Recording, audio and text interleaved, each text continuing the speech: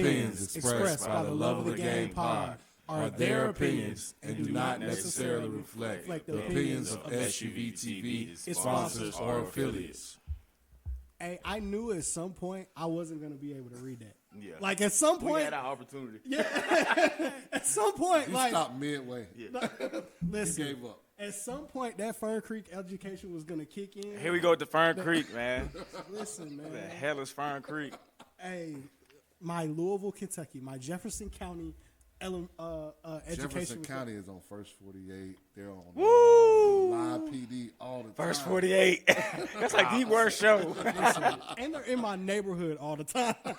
Like, I can't, like, I don't understand how Louisville is up on, we stay on First 48. I feel like we're on First 48 more than, like, Memphis. I don't even understand how. Atlanta's on First 48 a lot, too. Well, it used to be. I don't know if they. Like, it is, Memphis man. on ESPN a lot. Man, sheesh. Wow. Shout out to Louisville, man. Shout out to my city. No, you want come on, nah, don't try to do that. He trying to slide. Oh, but shout out to my city. Shout out to my city that put the greatest college football player ever on the map, who is now going on to be the greatest pro football player on the map. You know what I'm saying? Wait, he's not from Louisville?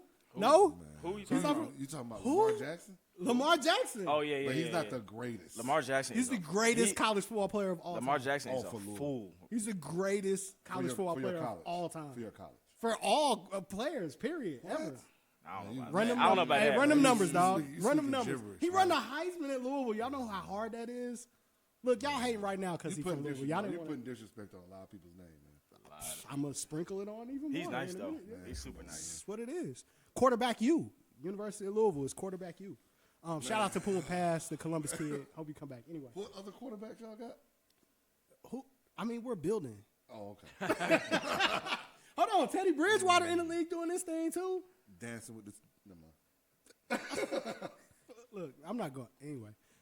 Tell me about it, Georgia. Shout out to running back, then we'll talk Louisville. about it. Shout out to the city of Louisville. We are more than First 48, Indies, White Castles, and Big Red Soda. Shout out to Grippo's Potato Chips. It's the greatest barbecue potato chip of You know all what time. y'all are? And Y'all it's are Bobby undisputed. Petrino to me. That's what y'all are. Bobby What are the Petrino. potato chips? Hey, man, What we are the don't chips called? claim him. What are the chips Bobby called? Petrino.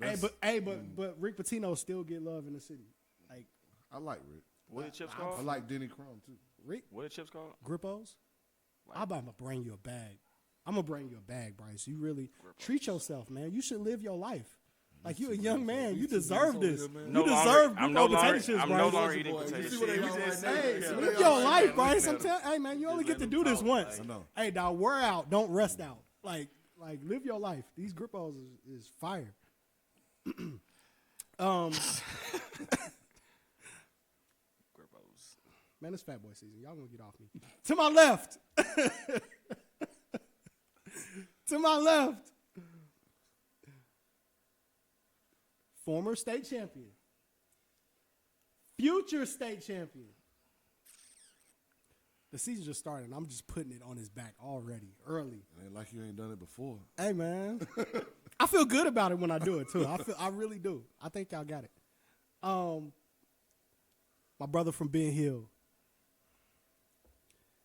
Head coach of the Holy Innocents Episcopal School, Golden Bears. 2 times in a row. If I slow down, I can say it. You know what I mean? Coach Huff, what's good, bro? The season has started. There are no more exhibition games. There are no more just practices. There are no more open runs. The games count now. No more overrun. No more open runs. Bang. Bang. Shots. We're 2 shots in, are we? Yeah. Let's get it. Hey, he made them. Hey, Huff stepped up to the line and made them both, too. Bang, bang. You made my shots. Hey, we just gonna roll past that one like it didn't happen. To my right, the hottest Oh, man. independent AAU coach on the circuit this past summer. The assistant coach. You get like lead assistant or special assistant or just assistant. Nah. Is that how it's gonna be? Honestly, just I don't want that. I don't just First chair. Nah, I don't want that. You Try to put some respect on that man's name. coaching next week. You are coaching, yeah. You are coaching next week. Hold up. We not. Out there. Hey, listen, That's the third. Yeah. Bryce gonna be sitting in the first chair in the head coach's chair this week. Y'all tripping. Bryce, what's going on? What happened? I'm gonna skip the rest of the But if intro he's because talking like you that, about to be a head coach in a couple of days. I can give you some pointers. Let's talk. Yo. I've been in that position as an assistant, and the head coach gets. Hey, it's a lot different. Those 12 inches over to the right, bro, than that first chair, bro. It's a Don't lot y'all play different. Westlake this week? Sheesh. Nah, we play Carver and Woodward, and then Westlake. It's too big Are you gonna be games. the head coach for all three? Y'all asking a lot of questions. Y'all asking questions like I have all the answers to these questions, man. No idea. Okay, it's all good. Go back to the summer stuff. Go back to the side. You tripping? Y'all tripping, man. $1 million worth of scholarships in his hands. See, I knew I was gonna make this. I'm gonna get these intros right today. I'm gonna push through. We're gonna work through this as a family together. $1 million worth of scholarships touched his hands. Took guys from no offers to over 20 Division I offers for a kid who walked in with no offers on the independent circuit. Yep. That happened. It happened. We saw it. We saw it. B. Will, what's good, bro? Chilling, man. You guys are on one today, so let me go ahead. I'm trying to see you coach against Woodward. Look, man, I don't back down from unicorn. nobody, but that dude is special. The unicorn. Yeah, he's special. You can't wear a jersey and coach. Hold on, what? You can't wear a jersey. What you so mean? you can't play in that game when you coach against them. Because I know you will want to play in that game, but you got to deal with that unicorn. I can't guard him either. Shit. What you want me to do? He's 7 foot. Nah, Double team him, triple team him, whole team him. I'm a pass on that one. Some games I do want to play, but like, nah, that one. Not one of them. I don't blame you. Nah. To my far left, South Georgia's favorite son, the South Georgia evangelist, speaking the basketball truth about what is going on in South Georgia. South Georgia's favorite son, owner-operator of the hottest, best, most well-run camp for freshmen in the country.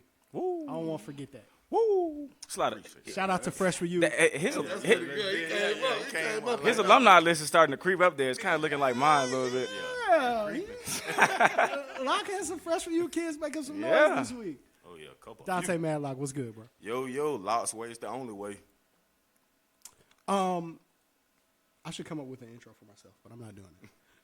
So, fellas, it was a lot of stuff that happened this week. Before we get into it, support our sponsors. SUVtv has done a phenomenal job of taking us from audio to video and making our show different in ways that if you are a first-time listener, you probably don't know and understand. But if you go back 50 episodes or a couple years with us, you know and understand the SUVtv impact. So please like, subscribe, the SUVtv YouTube channel. Turn your notifications on. Make sure that you get everything that they put out because their coverage of our game is amazing. Also, make sure that you follow, like, and subscribe the Love of the Game podcast YouTube channel. I've been saying that for the last couple weeks. If you actually followed those instructions, you got a special episode of the Love of the Game podcast, live and unfiltered, featured on our YouTube channel. So it's kind of like if you have Xfinity and at 12 midnight you can watch Power. You know what I'm saying? It's a secret society. It's kind of like trust. It's kind of like when we were. Well, this might be before y'all time. I don't know. But we used to like or after. I don't know. I had a job and a kid by the time this happened. You're right. Like we would sneak downstairs and watch. What was it on BET? Like Uncut. BT Uncut. Yeah. For sure. 3 o'clock in the morning. 3 o'clock in the morning. Wait for your mom to go to sleep that's- because you know you're gonna play the Nelly video or something like that. You're going to have some kids YouTubing that. You all right? Hey, Bryce, So you all right with me on since that? you brought, I have a story. Yes. I was working at Washington High School. It was an older teacher who one night, woke up around that time, had to go use the bathroom, and said he couldn't go back to sleep, so he turned it on.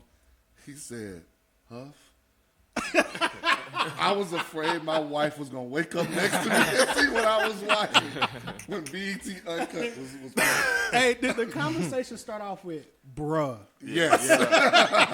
Yeah. And it was during lunch, in the lunchroom. Like, That's funny. Hey, man. Yeah, so belonging or following the Love of the Game podcast on our YouTube channel is kind of like BET Uncut, man. You never know what you're going to see.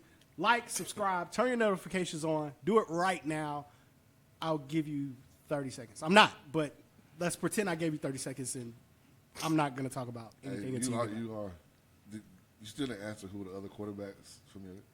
Listen, man. Because you're not a football guy, but I'm going to leave that alone because I just got a text that told me the other one. So we also had Chris Redman. We've had Man, Brian come Brown. on, man. We're not talking about those bums. Ooh. If you didn't mention Johnny Unitas, then just be quiet. I mean, that's where it starts.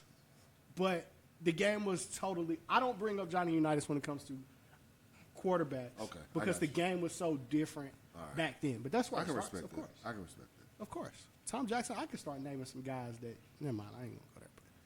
But Louisville, we repping. That's all I'm saying is we repping. We're going to be bowl eligible. We got smacked by Miami last week, but it's okay. Basketball is happening. Louisville is fire, but we're not going to talk about that either just yet. We'll get into the NBA. This is just off the press, fellas, so not on our rundown, but this just happened. Deion Waiters is going to be suspended for 10 He might games. be the – never mind. Just, Somebody set him up. you can't get set up to do that on the team play. Somebody set him up, bro. So somebody on the team Set him up. Somebody snuck him some gummies, bro. I promise on you. the team playing. Somebody play on the team. Hey, so let me He's do not this, just gonna let me do eat this. gummies I and don't just know. wake Let me up. do this. I don't know. Hey, so I don't know. The story, It's got to be Knowing deeper than that. Deion Waiters, Yeah. so It's the, got to be more to the story than story that. is- You can't be that stupid. let me get you're for the rest Deion of it. Waiters. Yes, you can. Wow. Deion Waiters actually he can hoop a little bit. Anyway, We're not talking about his hooping ability right now. So the story is that Deion Waiters is going to be suspended for 10 games for conduct detrimental to the team after he had a panic attack on the team plane after ingesting a marijuana edible. That's all the news that I have right now. How many games he got suspended? 10. 10. You know how bad that makes not just him, but the organization look? How did they get on the plane? Who all had them? It's not that hard to get him on the plane, though. They're good. I mean, it How looked does like that make the organization Nah, look? If it it's make not them- that hard to get on the plane. so. Let's look. You're in. I don't know if they were home or away, right? So you trying to say they were coming back from Denver? I'm gonna say well, even Yeah, where were but they playing? Who were they playing? He could have got it in Florida. True. Florida is one of those states where you Yeah. know. Yeah. And if I'm just saying, in his defense, right, it looks like food. His edible could have looked like food. Like, what kind? However, if you have an edible, if you've ever experienced an edible, What in the world? you probably never want to eat the entire thing, which I'm assuming that he did, and woke up and completely. Heart beat out his chest. Hey, he was homeboy on that plane sweating. So he made a rookie mistake then. He made 10 years in, he made his rookie mistake. Wow. Or somebody thought that was funny. Somebody got him. And passed Come it to on, him, man. or That's just got to be a Maybe setup. he has trouble sleeping. Maybe he has anxiety on plays. He figured That's what I thought too. mismanaged Yeah. his Hey, hey, you right now that you brought it that way, I can. He might have Yeah, an excuse, it's got to be something. mismanaged his dosage or something. But Or maybe it was just about his load management. Oh, he hadn't really Load- played that match. Dang, Huff going in today. yeah, his edible management wasn't very good. I'm gonna say that. You gotta be careful, man. You gotta be careful. I'm leaving that alone. Speaking of load management, Kawhi Leonard has took a lot of heat this week. I can't necessarily make up my mind whether it's necessary or unnecessary, but load management has been a big topic in the NBA outside of what happens on the team playing. Just playing, period, has been a big topic. I'll just toss it out to you guys, fellas. What do you think? So I'm not a big fan of this load management, and maybe because I'm old school and watching basketball in the 80s, 90s. Yeah. Some of those guys, they were flying commercial, Yep. cross country. We're in Chuck More Taylor. back-to-back games Chuck were happening during Taylor. those In times. Chucks. Yeah. Yikes. I actually think this load management problem is not an NBA problem. I don't think it is either. I think it's these guys are tired because they have played so many games since they were 12. Whoa. So that's not I'm not taking a shot, It's a good point. No, but I take just that. think they've played way more games than, say, a Larry Bird or even Yes. MJ Yes. or, Dominique. They played so many more games Yes. that now you have Kawhi's, 20, what is he, 30? Is he About 20? 29, 30. 29, 30. 29, 30. He's played so many more games. You add into the fact that back during that time until, 92, the NBA guys weren't playing USA basketball. So it's a combination of a whole lot of stuff. lot of things, yeah. A lot of stuff. I agree. Now, should our buddy right there, should he be getting some load management? I don't know about that. He's a rookie. Yeah. Play these games, man. mean- Yeah, you got to play. You got to. So, I guess this is my thing. Before you go there, you paying your money, you go down Phillips Arena, and Trae Young ain't playing? If I go to Phillips Arena and Trae Young ain't playing, That's what I'm saying. So how you think these dudes feel? They go. hey, y'all better put me in. If Trae Young ain't playing, y'all better put me in. Like, I better not go to Phillips. You done paid your hard-earned money to go down there. He ain't playing. Facts. As hard as I gotta go. Yeah. That's how the fan is feeling about it. no doubt. No, and that's that hurt. so Especially when John Collins was. I agree. So who's worse, him, John Collins, or Deion Waiters? Or DeAndre Ayton. Wow. Okay, you can throw him in there too. Which one's worse? Is this the time where I scream into the mic like Stephen A? Stay off the weed. I think they said DeAndre and John was about the. Deion only got 10 games. John got 25, so he's got to be. They John, were taking some. Like, John tested performance positive. or something they weren't supposed It was to take. PEDs? Yeah. Yeah. Y'all taking steroids in today's NBA? You make jump shots? Why are you taking steroids in today's NBA? Like, nobody's even fouling you that hard. Why are you taking steroids in today's recovering from an injury, man? I don't know. So we're Who you giving running from? Deion Waiters the benefit of the doubt. Nah, I can't- maybe somebody. To me, that's worse. Maybe he went to GNC and got the wrong thing. You're taking steroids in today's He selling NBA? steroids? Hey, for real, can you get... I don't know. I don't. I need that know. Barry Bonds, bro. He need the cream. And the clear. Honestly, I take this shirt off. I need the clear and the cream, bro. I need both. Both of them. Both on. My thing on the load management is this. I can't. It's not a real NBA problem. This is not a problem, really, to be honest, at all. Right? I don't think this is a real problem. I think the players have figured out how to get more money. If I can stay at the top of my game For longer. longer. And I can entice somebody in management with the possibility of winning another championship, if I do this, right, I'm going to prolong my career, right? I think the other thing that we didn't see before is guys playing 17, 18, 19, 20 years, and guys are able to play that way because they're doing a great job of taking care of their body. But they're not playing all 82, especially the guys that know that they have to make a long playoff run, and they're basically going back to ownership. Like, well, you want to win these regular season games, or you want to win the whole thing? That's what I was going to throw it as. You got to realize that owner who thinks his team has a chance to win a championship, They don't even care. take a day off. Say, don't you think that's Doesn't matter. Don't you think that's why in Toronto was December. able to win the championship last year? 100%. They don't Because win- they don't Kawhi win. actually was hurt half the year, and then he came back. He was probably By, you know what I mean? by the finals, By he was default. dragging his leg anyway. Like, and they still gutted it out. But yeah, I don't think they win without load management. I just think at some point, if the NBA considers this a real problem, and I only say that because we're only talking about a few guys, right? Like, nobody is screaming about Michael Kidd Gilchrist He's still in the league. performing low management. Like nobody is. Who's he play for? Play all you want. He still play for Charlotte, I think. Yeah. Yeah, play all you want. Dumping ground. He can't shoot. Sheesh. So I think it's only a few players. Jeremy Lamb play for Charlotte still? I don't know where Jeremy Lamb is. I should know, but I don't. He got Might be locked. with Indiana.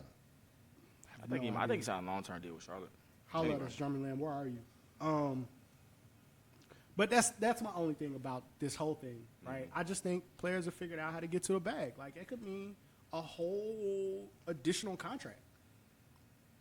Maybe not a 5-year deal, but it could mean in another 3 years. 3 years, yeah. It could be You know, by 42 not years playing. old, Vince Carter. Hey, look, Yeah, but Vince Carter played a lot. it's though. still hooping. Well, he's still playing a lot now, Still to be playing honest now. with you. Yeah, so I think it's a money thing for the players. I think if the NBA really wants to solve it, they can. It's pretty easy. They're if you want. trying to. That's why it's not as many back-to-back games Yeah. anymore. So I think the NBA got to go back to the players and say, look, we did y'all solid, right? The season starts earlier. We cut the back-to-backs. We lengthen the All-Star break. You got to go play.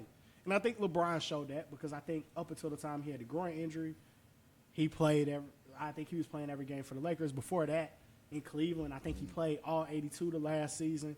So I think it's going to be some I give mean, and if take. anybody does deserve I don't it, think it's a real LeBron. problem. I mean, don't you think LeBron deserves some games off at For some sure. point? He said he's not taking But it. he not The taking fact it. that he had to carry them bumps for all them years, he Yeah. should. Yeah, that's what I'm saying. Not because of this bro, year. He took Boobie Gibson to the finals and Drew. He made Gooden. Booby Gibson like a for real. Almost turned him into an all-star. Yeah. Like He the reason why he got Keisha Cole. Oh man, that's true. That's true. Hey, That's true. True story. what? True story. you think he would have got Keisha Cole without LeBron? No. Wasn't Booby Gibson an All-American McDonald's? He went to Texas, right? You're not getting Keisha Cole. He got Keisha Not Cole. getting Keisha Why After you? he Hey, lit y'all up- making it seem like Keisha Cole's like He got. She No, was I'm on- just no, saying the back timing. then, back then, Keisha I'm Cole just was on saying her the stuff. timing. He started dating Keisha Cole after they went to the. like after Keisha they Cole, beat Beyonce Detroit. or something. I'm at that time. But you acted like She Keisha ain't- Cole is trash. I'm not saying she trash, but I'm not saying she like. Hey, Keisha Cole is not Man, come answering on, Bryce back. DM. Yeah, That's come on. Straight. what happened. Nah, she's Bryce straight. tried to go into the DM and Keisha Cole No, did she not did answer. not. It's not working. Nah, I'm just saying you acting like Booby Gibson can't get her off his like being in the league by without LeBron. But before He's that, not in who the was league. Booby? Well, not anymore. Who was Booby before we knew him? He Before went to got LeBron? Texas. I understand. He's a And then rapper went to now. NBA. He got to NBA on I'm his not own without saying- LeBron. And now he raps. Oh, you're right. He rap now.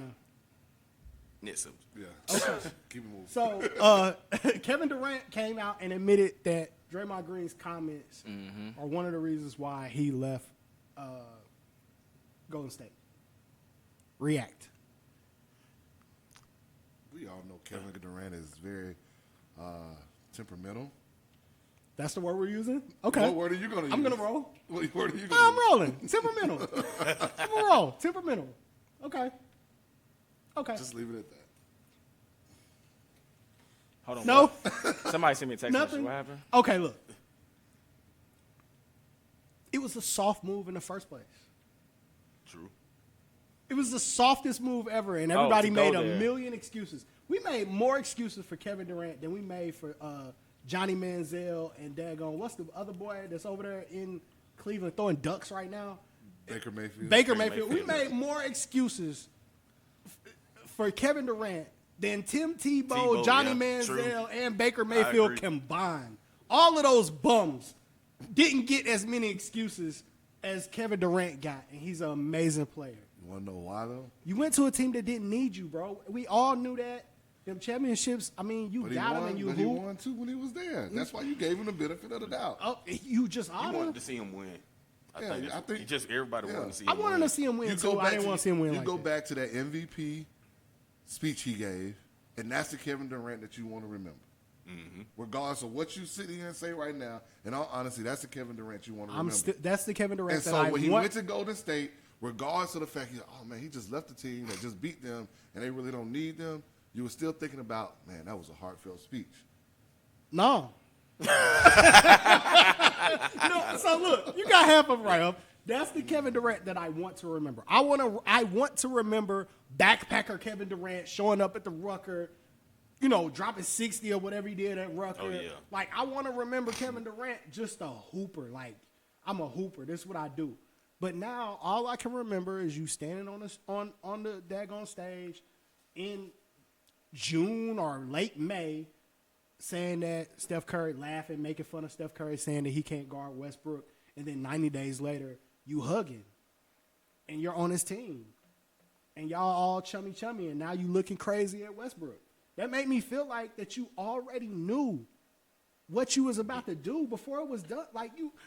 That's the part of it that I'm always gonna remember, and I'm never gonna be able to let that go. Because if you, my dog, like if we riding this thing out, like I've been on teams where you know when it's tense, like in that locker room, and your frustrations or your anger is pointed toward that other group, right? Like he went to war against them dudes, supposedly. But you also got to, in his mind, and I'm not taking up for him. Right. So in his mind, doesn't he feel like, oh, the Warriors do need me? They just gave up a 3-1 lead. And so did he. Okay, but now they need me to put them over the hump. Me going back to OKC ain't necessarily putting me over the hump to beat Golden State. Because if it wasn't KD, Golden State was going to get somebody. They needed Draymond to stop kicking people. That's what they needed. I mean, we know that. Like, but I just didn't buy the thing. Yeah, could they use Kevin Durant? All 30 teams. Heck, Cleveland could have used Kevin Durant. There's not a team in the NBA. There's not a team on the planet, nowhere, in any league that could not use Kevin Durant as the basketball player. But that's what I remember now. That's what I remember now. I think his image has been tarnished from it, yes. Yeah. But you're not going to take him on your team? In a minute. He's over. Okay, then. But am I going to trust that this dude is going to, like... I think has become one of the dudes you better surround that team with some high-quality guys or some people that's going to put them in check to make sure everything goes correctly. And that's the toughest part. If we think it's tough in high school and college, that's the toughest part in the NBA, is putting the right people in places regardless of talent, regardless of ability in the NBA. You got to deal with salary and you got to deal with whatever they got going on in their head and whoever they got in their circle. That brings me to my last point, though. What does and it's perfect that you touched on that. What does the characteristics of a championship team look like? Right? We're going to go and start picking our preseason guys maybe next week or so, who's going to win or whatever.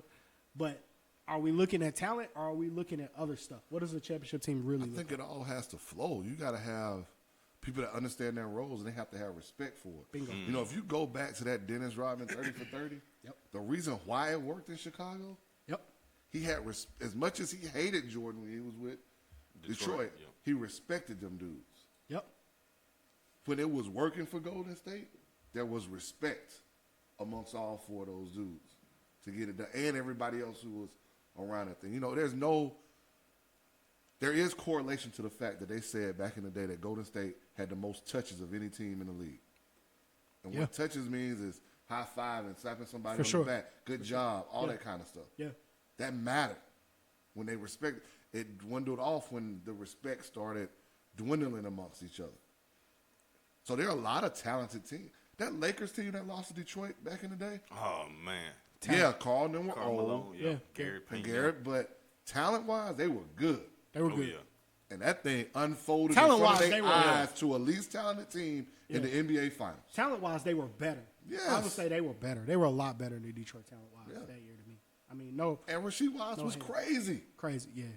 But that Detroit team made that thing work. I don't think bad teams understand how much those touches matter. Like that it really does matter, man. It's a small thing, or you think, but those high fives, those when you walking off the floor or things ain't going right, your teammates standing, high five and saying, "Come on, let's go." You gotta it matters. You know, one of our guests today can probably remember this. I remember when it's about 1989, and the Hawks made this. Yeah, Bryce, before your time. Yeah, that was the year I was born. And the Hawks. Hey, when he said it, all I could think of is 1989. The number. When the Hawks said, "Oh, we're gonna get Reggie Theus and Moses Malone to add to Dominique and Kevin Willis and Doc Rivers." Yeah. Man, that thing didn't work at all. I saw Kevin put out in the first round by Milwaukee. I saw Kevin Willis. I saw Kevin Willis not too long ago at Lennox Mall in the Nike store. Hey, dude is still growing. good. Like, He's dude like- still like. He still can give you about 5 minutes a night. He's big. Facts. And I'm not fighting Kevin Willis. I'm not scoring over Kevin Willis at all. we talk about championship teams are made up of championship players, championship people, right? That's what our homeboy CY said. Yep. We had some guys from Georgia that went to the college ranks and played extraordinarily well. So I just wanted to take some time. Let's give 5 minutes or so to those guys. Shout out some names of guys that played great. Oh, my guys. Isaiah Miller. Oh, for yeah, North he's Carolina been Green playing Bay. well. He's a Hey, pro. Should be a Ball is Life YouTube Sensation. slam sensation. Yeah. I mean, he should be the most viral player. Like that dude made SportsCenter 4 times, 5 times, something Yeah, like that. He's a prime example of a kid who people liked but they didn't love. Mm-hmm. They wondered what position he was going to play at the next level. Yeah. And if we could talk to him right now, he'll probably tell you he was on that borderline of whether he was going to be able to go straight to Division I or not. Yeah, he was Yep. on that borderline. Yep. I think Andre recruited Andre him. Morgan, yep. Did a good job of getting his stuff together to make the North Carolina's Green Bros. And, man, I think he got a chance to be a pro. Yeah, I think he's going to. I think he got a does, chance. too. Yeah. And because his jump shots came a long way. Improved. He came a long Improved. way. Yeah, he's just been an improved player all the way around, I think. His athletic ability we already knew, but he's been an improved player. That's not where I thought you was going. Are you going where I think you're going now? Go ahead, man. Where you think I'm going? It's a lot of kids, man. It is a lot. I think the I mean, one that's Landis playing the Nolly had best. 30. I think the I one was that's going to playing. go there. I knew we was going to go there, but I wanted to get Landis Nolly I was- had 30. I was Oh, gonna yeah, I was going to yeah, talk yeah, about yeah. the kids, not the high major, like Yeah. the Jared Garfies. Jerry Garfield had back-to-back 20-point games He's at Fort good. Wayne. Yep. I mean, Yep. Fort Wayne, I'm sorry. The kid Naheem's playing well too. Naheem is playing well. Yeah. He's been in Virginia double Tech. figures every game. He actually played with the Canes for a brief stint. He was like a Weekend. a 10-day contract. Hey, he should have stayed. We count I that tried. contracts we- Yeah. He should have stayed. Hey. I like had- that kid. he a lot, left. but I love his high school program Yeah, too. he's I tough. like that dude. But, yeah, you're right. Landers Nolly. Yeah. 30. We forgot about him. 30. Landers hit for 30. Easy work too. Efficient. Easy work. Hey, hold up. Easy work. We've been talking about shots. Locke, I received that text from you last week that said On his my head. man James Banks was trash. On his head. On his head. You know what I said? This man averaged He had 22 and 14, right? Yeah. That's Ball. 5, 3 blocks, something like that. I'm Hey, like, Ball. you know what's He funny? ball. And they got the win. I text Huff there like the first 5 minutes yes. of the game. Because James, you know, I think he like missed the rebound, missed the layup or something. And I sent I remember that. text I quick. don't even Huff, watch it. James Bates trash. I woke up at the first, like 6 o'clock in the morning. I see a text from Huff. Did you check the stats? Hey, that dude who Justin Forrest had 27 against Oh Michigan. yeah, he's Yeah. tough. Justin He's Forrest an ball. example again of a player Man, going he's the tough. right place he's supposed to go. Yeah, And he's been doing it since he's been there. he's legit. Another player that's been doing that same thing, Zach Cook, had 22 versus Providence. What was he UGIT. player of the year last year, right? Or A freshman of I know the he year. was freshman year. newcomer of Freshman the year. newcomer of the year. He's Yeah. averaging like 19 this year so far. Another kid like tough. Sleeper. They slept on him. TJ Bickerstaff had 16 and 7 Drexel, right? against Temple for Drexel. Talking about kids that finding the right spot, We going gotta to the go right back to location. who we talked about 2 weeks ago. Yep. Devin had 13 tonight when Florida State upset Florida Yes. today. Yep. So That's a big win. Yeah. Big win. Shout out to CY, man. Good win. There's a lot of kids that hoop. Roscoe Eastman playing well out there at Denver. He is. He doing hey, well. shout out to Dez. Shout out to Dan. You gonna follow him? Hey. He'll tell you he ain't surprised. Hey man, dude, look, I've seen The some of general. them. Yep. Some of them dimes he throwing, like, dude, hooping over there. So, a lot of kids play well. We got any more kids we want to mention? Make sure before we. Shout out my dude, Michael Todd Isley. He didn't score but 2 points, but at 2 Got a points, little he poster. he got a posterized. He posted on Instagram too. I saw Yeah. that. Man, a shout out to all the Georgia kids that's playing well that we didn't get a chance to name. If we called off every name of every kid that we It'll noticed, take up the whole it show. would be Yeah. the whole show. But And on the flip side of that, if parents or a kid, if you're listening, watching, and you haven't played as well so far, 2-3 games in, it's not time to put your name in the transfer portal. A lot of basketball Like left. it's a lot of basketball left. A lot of basketball. You got to continue to grow. It's early season. Like I'm serious, man. I know They there's- already calling, there's somebody though. in somebody's Hey, ear. yeah. and They you already ain't playing calling, enough, throwing the man. word They went out. there and they told you were gonna do this, man. Come on, I've calm already- down. I've already Let heard. the process take hold. Let's Work go. through it. Work through it. I've already had a few portal calls. Oh man. Sheesh. Man. It's early. It's really early. Oh, I can't not mention Ant-Man. Oh yeah, most definitely. Can't not mention. Now, Ant-Man. my thing Ant-Man is with really doing him, his thing. wouldn't you take him over James Wiseman? Yes. Yes. I think- Depending Yes. on what team It it is. depends on your team. team, When yeah. you get to that point, it depends on team needs. And James Wiseman mean, is what, a 7 foot? Hey, I'm Yeah, taking. but I'm taking Ant-Man for the same reason that I would Ant-Man. take Ja Morant over Zion Williams. I'm taking Ant-Man for the same because I think at the pro level, Ant-Man is a point guard. So how about Cole Anthony? He had 30. there's no denying that game. I'm not. Cole Anthony's good. He's good, but Cole Anthony's good. Ant-Man's the best. Hey, my whole thing with I'm tarnished with him because I saw him playing April at the Geico tournament in New York, and he just did not play well. So like since then, I'm just like, I mean, we just got to understand. Ant-Man is a creative player. As we're talking about all this, some teams have played 2 games, some have played 3. Yeah. Yep. It is early. it's early. It's early. Penn knocked off Alabama by 1, Yep.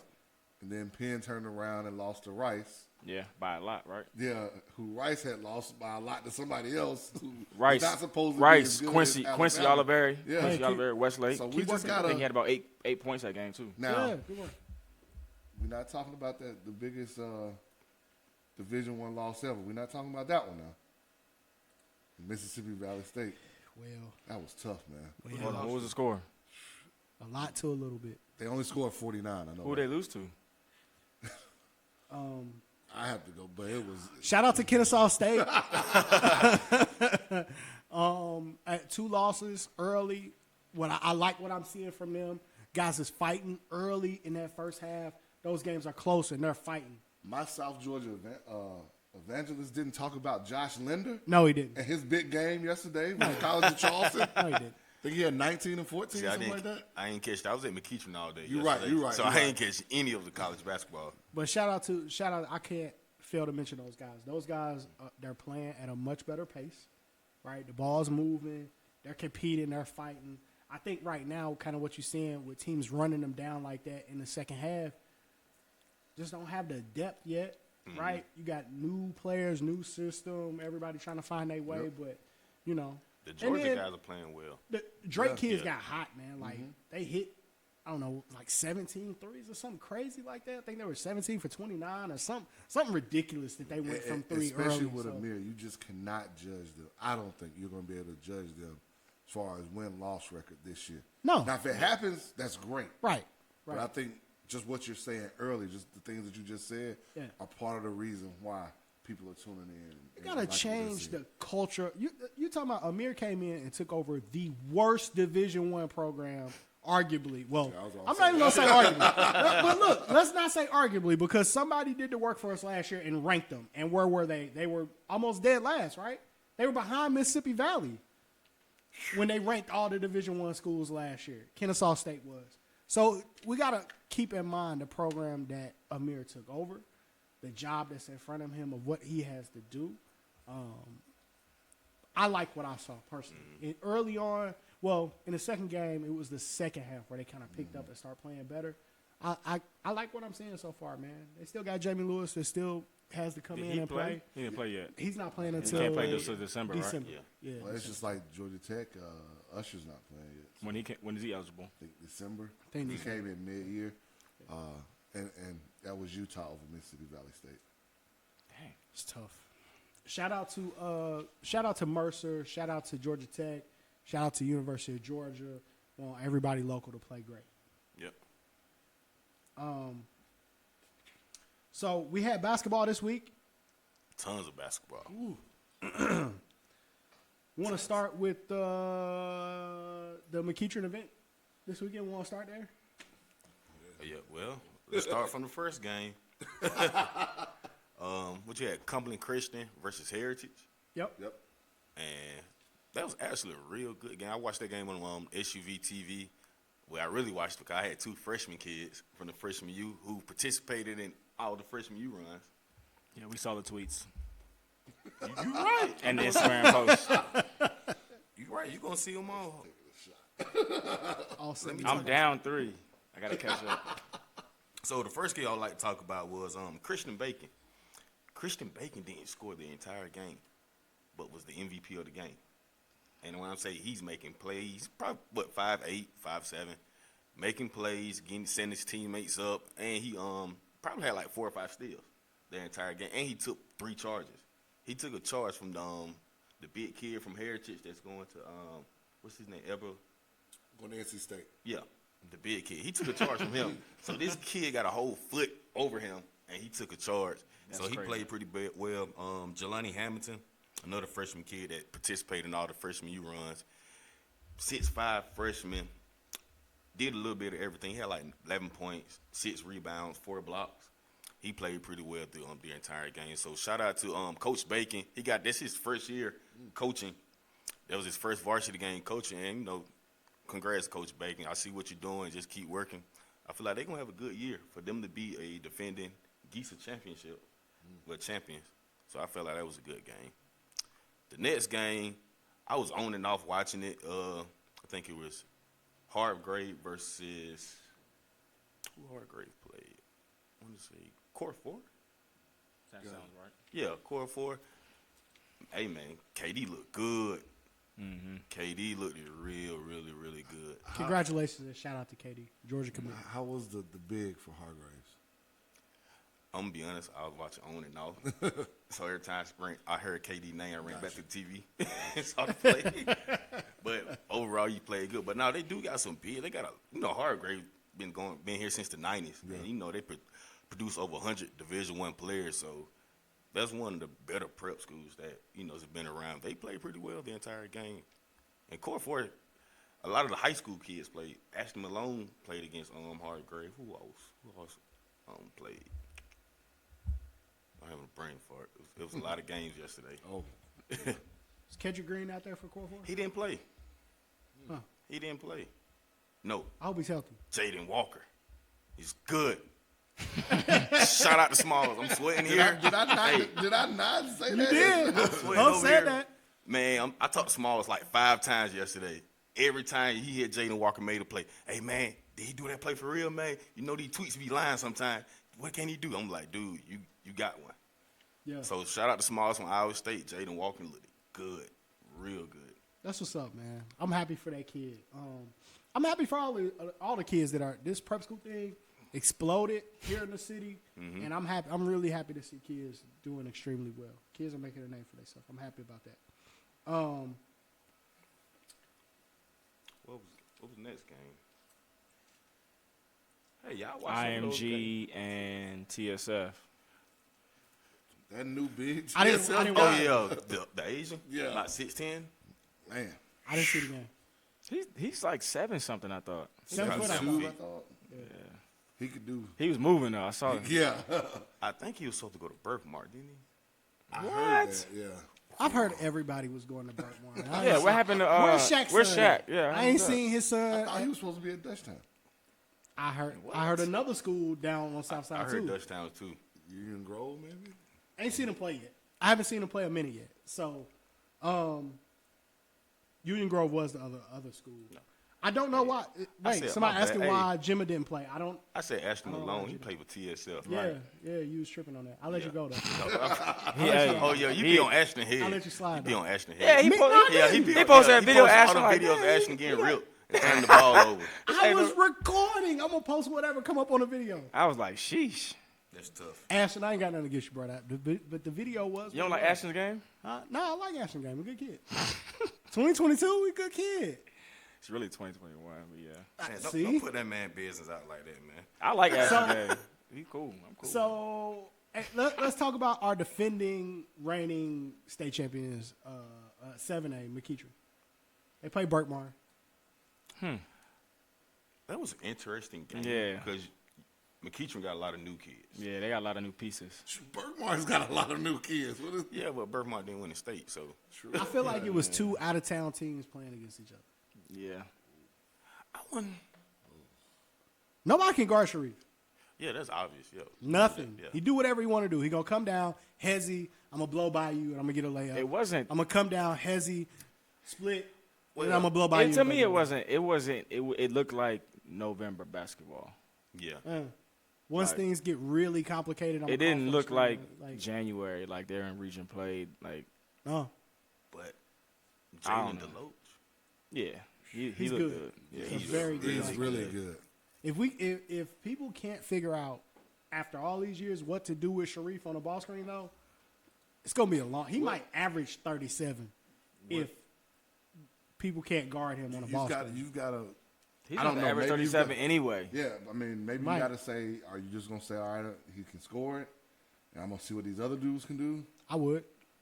I mean, the other dudes are still. No offense against them. The other but- dudes are still pretty good basketball. I mean, but we players, know though. what Sharif is. But they're gonna trying to do. get in where they fit into. Probably. Yeah. They're still They're trying to learning figure it they're out. still learning Learning the system. I would Yeah, take my learning their chances spot. with somebody else. at I this mean, point. I like Bobby played well against Berkmar. I mean, as far as on the glass, Glass, blocking yeah. shots, Blocking he challenged shots, everything yeah. at the rim. He didn't step out, but I think once the Brady kid gets going, he's gonna be pretty good for him.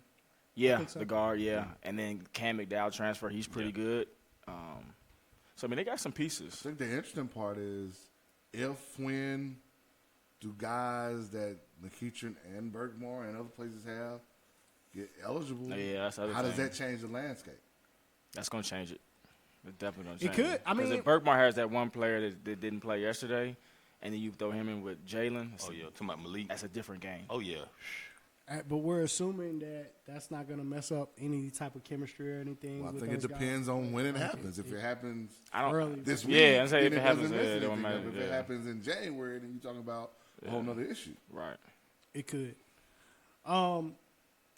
Shout out to both of those teams. I agree with you, Bryce. It did look a little sloppy. It did look like I mean, November not basketball, just but- that game. I think Yeah. even the game before that with Pebblebrook and For Green sure. Forest. Yeah. Now, Yeah. granted, It it looked was a a little good, sloppy. it was a very evenly matched team. Yeah. You know, as far as Yeah. guard play Matchups versus were really big. good. But I mean, you know, I think in Pebblebrook we've never seen them not score like 70 points at least. You know what I mean? It was- So- The but I length- know the length was the bothering length of them. Rainforest Yeah, bothered them. yeah, definitely, A lot. definitely. It did. But I mean, I think if they play them again, like in 3 weeks from now, Like you know what I that- mean? It's gonna be a different. That length reminded That length me, is tough to deal it with. reminded me of when Derek Favors was at South Atlanta. And I can't remember, they had a small point guard who was about 5'10" or 6 feet. Then Ashton, Andre Malone. Andre Malone, Andre who went to Malone. Auburn, Yep. was 6'5". That was at the top of the 2-3 with the guard. Then the backside, Derek Favors didn't even play the middle.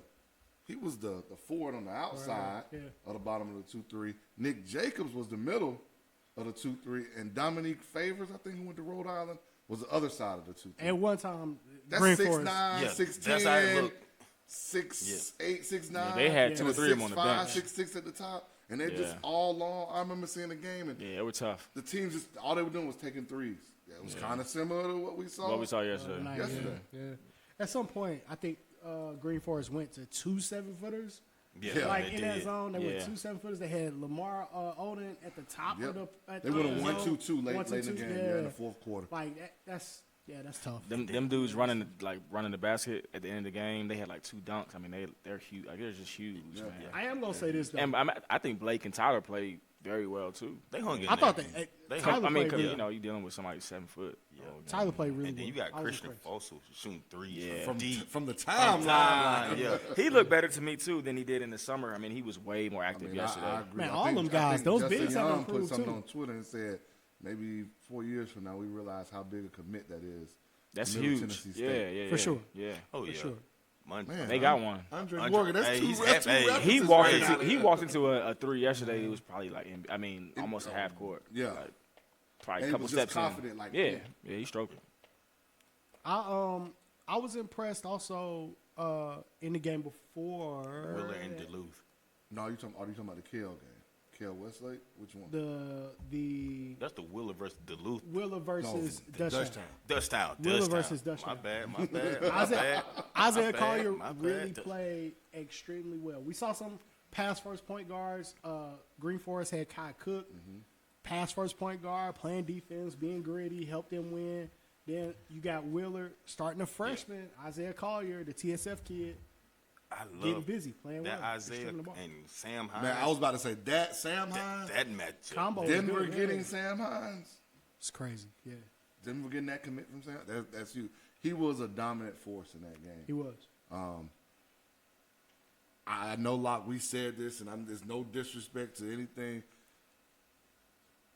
You have to be or get used to playing in an environment like that. And I think right now, early season, first game, it kind of shook Dutchtown a little bit. It did. I think it really did. I think they got things going on at first, but I think once Jermaine Mann missed that dunk, everything went left. And I think Coach Thompson made a couple of adjustments. He did. I think he did a great job. He got a great staff. And I think one of his point guards, his two senior guys, Prince, who played with the Smyrna Stars, and the point guard, Nash Kelly. Yeah. Nash, he took a lot of pressure off of Isaiah of handling the ball. Isaiah wasn't the main ball handler. Nash Kelly came and made some plays happen. Did one hitter play? Yep. Who? Yep. He played. I heard it. Cam Holmes. He played. Cam was actually handling the ball. Yeah, he's tough. Cam was bringing the ball up. So, One hitter. so he just decommitted to East Tennessee. So Yeah. what y'all think? That's an interesting. I don't know. Like, He's gonna try to go.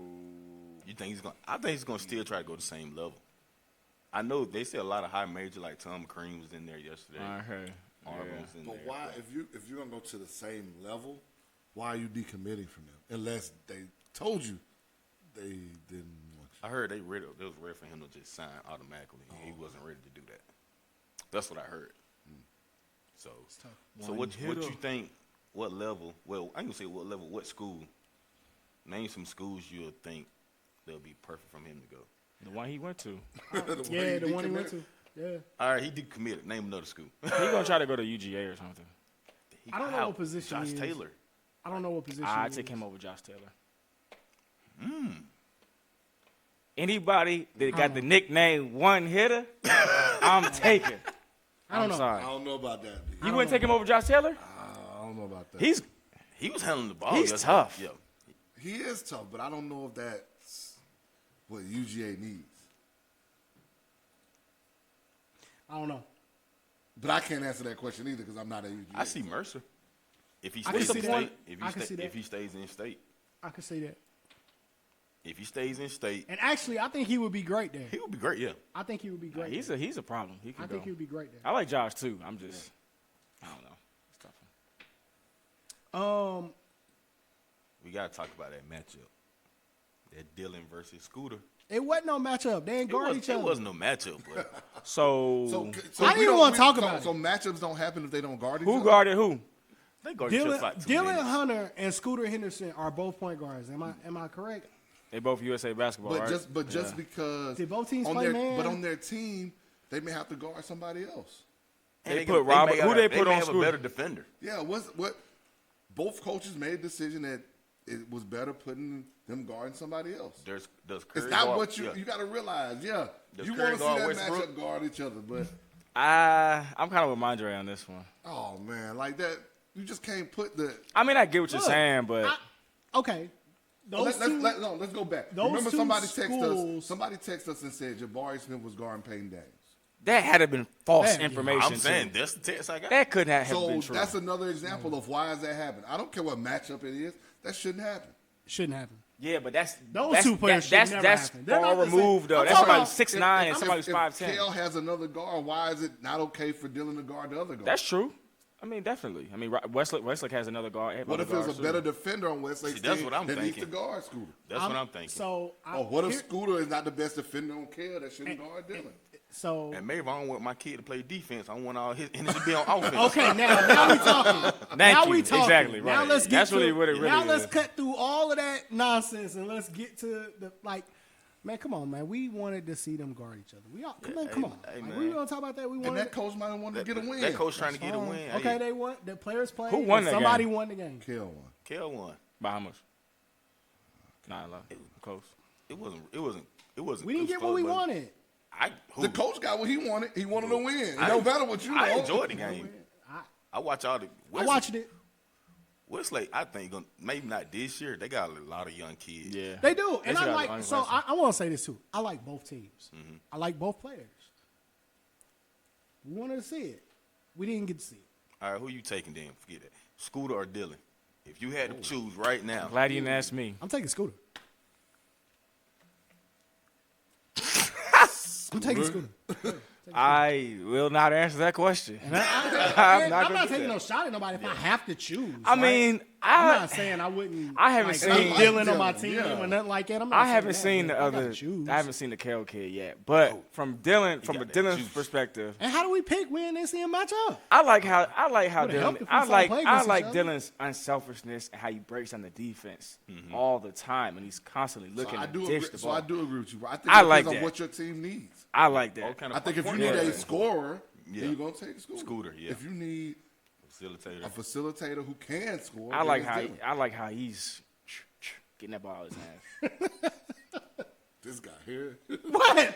I said nothing. Speaking of I him, just wanna speaking Also, of him, facial expressions tell a lot. speaking of him, older brother, just wanna see older the brother's matchup. another Georgia kid Chase playing Hunter well. played He's like extremely he started a well. couple Chase games played already at Clemson. extremely I just wanted to see the matchup. I was disappointed. I can't hide my disappointment or act like I'm not disappointed because I wanted to see. You're gonna be hating that holiday Two- hoops giving Yeah, if somebody yeah. don't Great match kids up match- with somebody. I mean, You ain't gonna get the call. Coach and trade the Moultrie, ball. if you don't put Zacco on Sharif, this man right here is gonna be mad. I'm not saying that. Yeah. Look, No, that's what you're saying I'm right not saying now. that. No, I'm saying. not saying that. No, we're talking about two USA kids that play the same position that were matched up against each other in this event for that reason. Come watch Scooter Well, versus that. You come may- on now.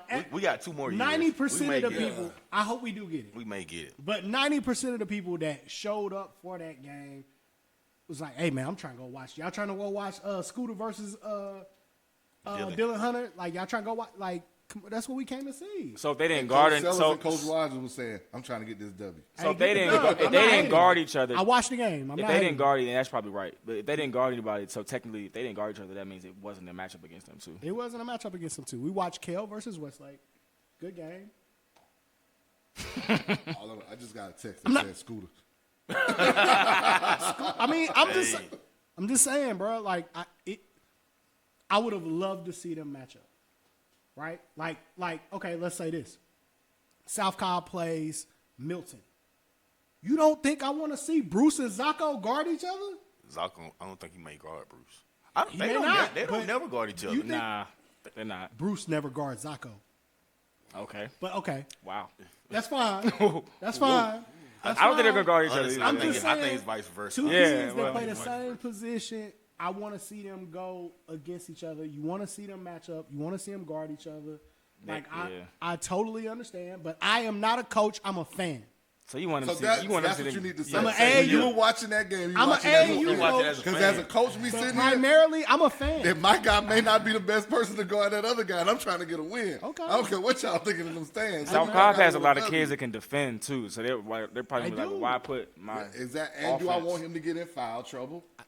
When the kids are in the same class, when they matched up and their names are tossed together, that offense. Man, they can do all Like, that. I'm not saying that. Listen to me. Man, you sound like Mark. They can do all that in every other setting. Camp, AU. True. I'm trying to get a W. That W matters to me. So wait, you telling me a kid walks up to you and says, "Coach, I want that." That's different. different. You gonna hide him? That's different. To we don't know win? if that kid said that. I don't know. I'm saying I'm still But that's out a different. And hypothetical then scenario. sometimes you can get a kid that say that, and that still ain't good. No, son. Okay. Play the game, playing the game over. Okay. Hey, coach to win the game. Don't coach to please me. I'm a fan. There you go. But I want to see it. I mean, we walk into. Hey, look. Let me ask this. Let's just be real. Do we not look at these calendars that come out when we Look see at these tournaments matchups for teams, and look yeah. at matchups for kids and teams that we want to see play together? Is that We just, see it, but am I, like, off we on this see it, but we concept? don't necessarily say, "Oh, well, they're gonna guard each other." I mean, I see. I don't. I'm not. You know what I mean? I see that, like the edits and all that stuff that drop, but that doesn't mean like that those two dudes are gonna guard each When other. I see two kids that are that highly ranked, that highly touted, those many accolades that play the same, we're not talking about two guys that just was on the floor together at the same time. We're talking about two kids that play the same position. No? Okay, I'm going to let it go. Yeah, I'm going to let it go. we're not always gonna get what we want. No, we're not. I'm cool. I'm Just I'm enjoy cool. the game. Yeah. Enjoying the game. You had one more. You had the Campbell versus Meadow Creek, which. I skipped that intentionally. We couldn't. That's The two small guards for Campbell played well. They Hey, really did. well. Jalen Simpson, Myson Lowe, I think he's Myson Lowe. committed to my guy Al- Montez Al- Robinson and Al- Alcorn. Shout out State. to Myson Lowe. Love kids going to HBCU. He's a bucket too. Yeah, he Good is. job. I think he'll do well in the SWAC. There's trouble at Meadow Creek. There's issues. I'll just leave it at that. I hope everything's okay. I hope, The Kendall kid played well. I hope it works out. I hope He did. everything is okay. He did okay. When it comes to stuff like that, I just always look at everybody that's impacted. It's not always kind of like a straight up thing, right? Like it's a lot of kids that's impacted. It's not just by kids. this. Anytime stuff Families. goes down, it's impacting families, kids, coaches, Yeah. everybody. Yeah, we talking about how somebody make their money and feed their family and take care of their family, and like it's a lot of people impacted by stuff like that. So, trouble in Meadow Creek. I hope everything's okay. Fellas, so we are going to. Hold on. We got to talk about this one team, Latonia. I watched them play on SUV this morning. Every game, Not just Eric Gaines. I know, but They got a good team. Man, Javante Jackson, the little 5'5" point guard, already has an offer from Valdosta State. Woo. Latonia, hey, 5'5". yeah, oh, he's short. He baby he's short. short. But, man, he gets that team going because it's so good because now Eric doesn't have to handle the ball. He's more looking like more of a shooting guard, like at 6'4", 6'5". And Javante, he's doing everything that you want of a point guard. And for him to have at 5'5", have a Division II offer, that's big. Yeah, From 5'5". a team, That's amazing. from a powerhouse. That's in the Yeah. Gulf Conference. He must be really good. Oh, he's He must be really, really, really good. Latonia's gonna be a sleeper team. That's a bubble team this year. And speaking of which, I got a chance to see Lanier versus Denmark. Shout out to Adrian Penland, great event up at Beaufort, North Georgia Showcase. Andrew McConnell is really good. Yeah, he is. I've He's been saying that. he's gotten I a mean, lot we better. have, but I Yeah. don't think. I think other people. He's are now strong seeing it too. He's like gotten a lot stronger. He can shoot that. Shoot that. You shoot that thing. Yeah. Robert Coward for Denmark. That's a great That's a pickup great from addition, them. A yeah. great addition from them. Who was at Holy Spirit Prep. He shot the ball really well. Sutton Smith. Sutton kind of struggled, but his team got the victory. The two bigs, which aren't even the two bigs that play football for them, really kind of controlled the glass. The Tolberts. Yeah. Controlled the glass for Denmark. And Sion was Sion. He's going into Tulane. Coach Hunter and Coach Pardue were down here to watch him. Yep. Strong guard getting to the rim. So it was definitely a good game. I think Denmark ended up winning by two or three. So definitely one of the great games they had up there, girls and boys, in the North Georgia Showcase. No doubt. I've been on record saying this multiple times. I think this is going to be the greatest year of basketball, period, that we've seen in a long time. I don't know. NBA, college, high school, I think are all going to be off the chain. The I really Lakers do. are looking real good. I really though. do. I know that much. That Collins The Wizards not though. And college season's Nah, going to be good. yeah, the Wizards are like terrible. Fellas, we got to get to a break. Coming up next, in our JUCO experience, we're going to have one of our guys, one of our riders, two actually, but when we come back from break, we have Coach Corey Ballin with us. South Georgia State. South Georgia State, man, one of our guys, one of our riders. So, The stories he can tell. parents, we advocate for players at all levels. If you getting busy, you cooking, Division I, Division II, Division III, NAIA, JUCO, Prep. We want to give y'all your flowers, but we got to highlight coaches that are getting busy at all of those levels, and highlight the kids as well. So, Corey Baldwin up next. When we come back from commercials, love of the game. Stay tuned, man. 60 seconds. We'll be right back. Or 60-ish.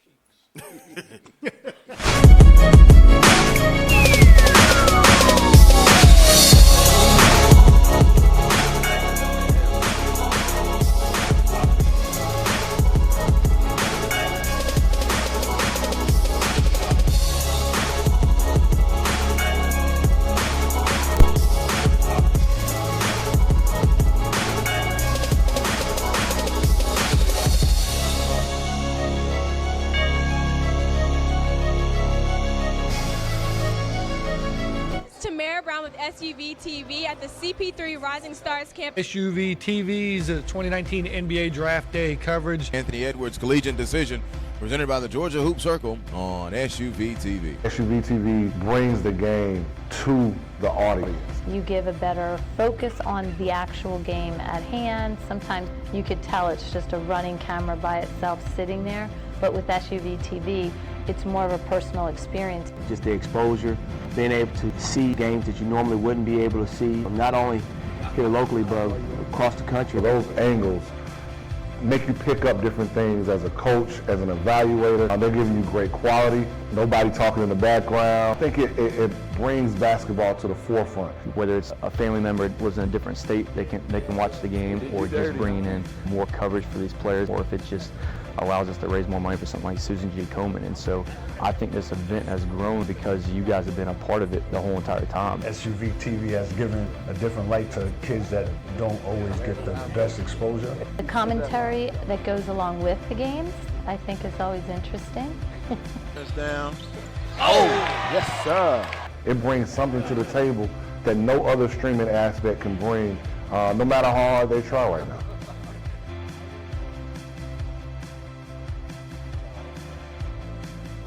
Game time, Avian Williamson at the buzzer. That is how you get the Peachtree Corners Invitational started. And that will do it. Thanks for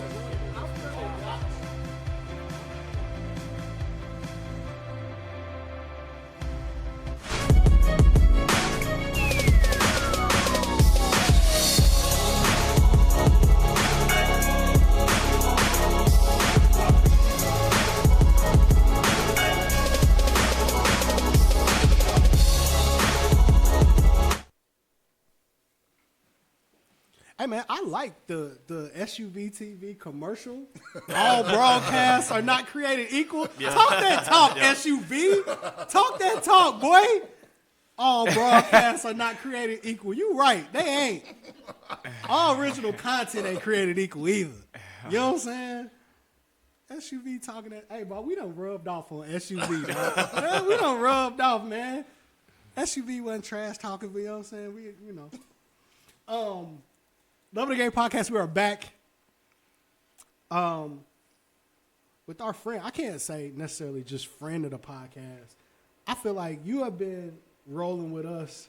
Day one. Day one. Like, you go back 2 years with us, 50 episodes with us, Coach. Like, we rolling. Our buddy from South Georgia State, man. Our coach, Corey Baldwin. Coach. Man. How you doing, my man? It's good being on here. Good being How's on it here. going, Coach? Good. And stole some names when I listened to the show. Y'all always throw some out. He was the first kid to go see JD at South Cobb. I love JD. Yep. Y'all were talking about him in the summer, and I said, hey, I know where I need to go now. Yep. Hey, kids, y'all know what it is. Coaches are listening. Play well. Play well and love of the game. See you, dog. We getting you recruited. Feel free to sit. I'm gonna start the Love of the Game Cash App. Y'all can get this Twitter package. But Coach, let's jump into it, man. So, we have been talking a lot about prep, a lot about JUCO on our show. So thankful to have you with us. You've been in the game for a long time. The first thing I want to ask is, how has the landscape of JUCO changed since you've been involved? How have you seen it change? Man, it's changed a lot. I've been in it 21 years, and during that time, originally JUCO was a place you only went if you didn't have grades. And now that's changed a lot. You get kids who are trying to do the one and done in JUCO. So they're qualifiers. They think they're, getting some D2 offers, maybe some low D1s, and they're trying to bump up their own stock. So they'll go JUCO for a year is the plan, and then try to, up their stock, up their ante, and leave after one. If not, then they have the option to stay two and see where it goes. I think that's the biggest change I've seen. I also think the coaching has changed a lot. There was a time where a D2 assistant or a NAI assistant were mainly getting the JUCO head jobs, and now you're starting to see a lot more Division I assistants, former Division I head coaches, getting those jobs now. I probably would not be a JUCO head coach if I was applying now. You know, I've been one. This is my 14th year, and I came from Clayton State, where I was an assistant for 7 years. They probably wouldn't even interview me now. You know, they're looking for bigger names, bigger program involvement, and I think those are probably the two biggest changes. And the other one, the last one, would be, you know, internationals, which has changed all the game. You know, you get a lot of internationals now in junior college. Coach, touch on that a little bit. So you got guys that's coming, qualifiers that's coming, going to JUCO for 1 year, almost like treating it like doing a year of prep or red shirt in a year. How's it working out for kids, you think? You know, it goes both ways. There's good and bad stories. We had a success story a couple years ago. We took O'Shawn Williams, and he only had D2 offers. He played with the Georgia Stars, but he was not one of their main players, so his stock didn't go as high as he thought it would going there. And so we talked to him and said, look, man, you come here, you know, your grades are so good. I think in 1 year you would have a chance to move on if everything played itself out right. And lucky for him and lucky for us, he took the chance, and it went that way. And he ended up going to App State after 1 year. He's a senior this year and a starter for them, and has been a big contributor all 3 years there. So I've seen it go that way. I've seen it go the other way, where maybe a kid leaves a smaller D1 thinking, hey, after one I can jump and go to a higher D1, you know, and sometimes it don't work that way. Sometimes the JUCO game might be a little bigger than they thought. Gotcha. Coach, you've had lots of success. You've done a great job in how you've recruited. This is the opportunity for you to kind of sing your praises about, you know, what you've done down at South Georgia State and the kids you've sent to different places. I know I'm grateful because you've had some of my kids. But this is just your time to just kind of talk about, you know, some of those kids. Well, you know, I'm a South Atlanta guy originally, and now I've kind of became a South Georgia guy. And that's right. I'm over here with a lot. But, you know, I've tried to recruit inside 285, which is where everybody recruits. But I've also tried to land guys outside of 285. And that's not where a lot of people recruit. And I can go in one of those gyms and, you know, they roll the red carpet out. They treat me like I'm Calipari. And if I go to the gym inside 285, I might have to pay $10. Okay? And that's just the way it rolls. That's just the way it goes. But, you know, been down there now since my 11th season. And during that time, we've merged with another school. We've changed names. We've changed colors, mascots. Yes. We've had 4 different presidents, 10 different ADs. So the only thing that's been constant has been change, and I'm not killing it because I love every minute I've been down there, but change has been the norm, and now we're starting to get a little more steady. We have a president that's now been there for 3 years, and you know, we've just had a lot of success, and it goes through relationships with high school coaches, in my opinion.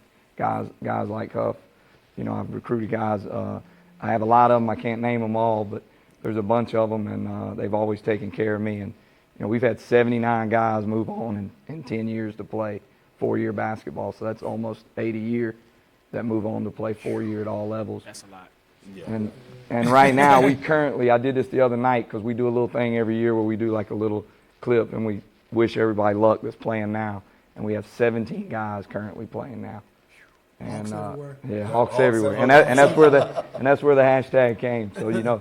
And then the other crazy one is in my time down here, we've had 28 guys that are currently in some type of coaching, whether they were an assistant for me or they were a player and gotten into coaching. And some of them are in high school, some of them are in college, you know, and, you know, it just makes basketball everywhere, basically. You're coaching against one of your former players. Yes, and that's going to be real strange. That's going to be real strange. Last year, I coached against the former assistant, and we went 1-1. I think he let me get one. He felt bad for me after the first.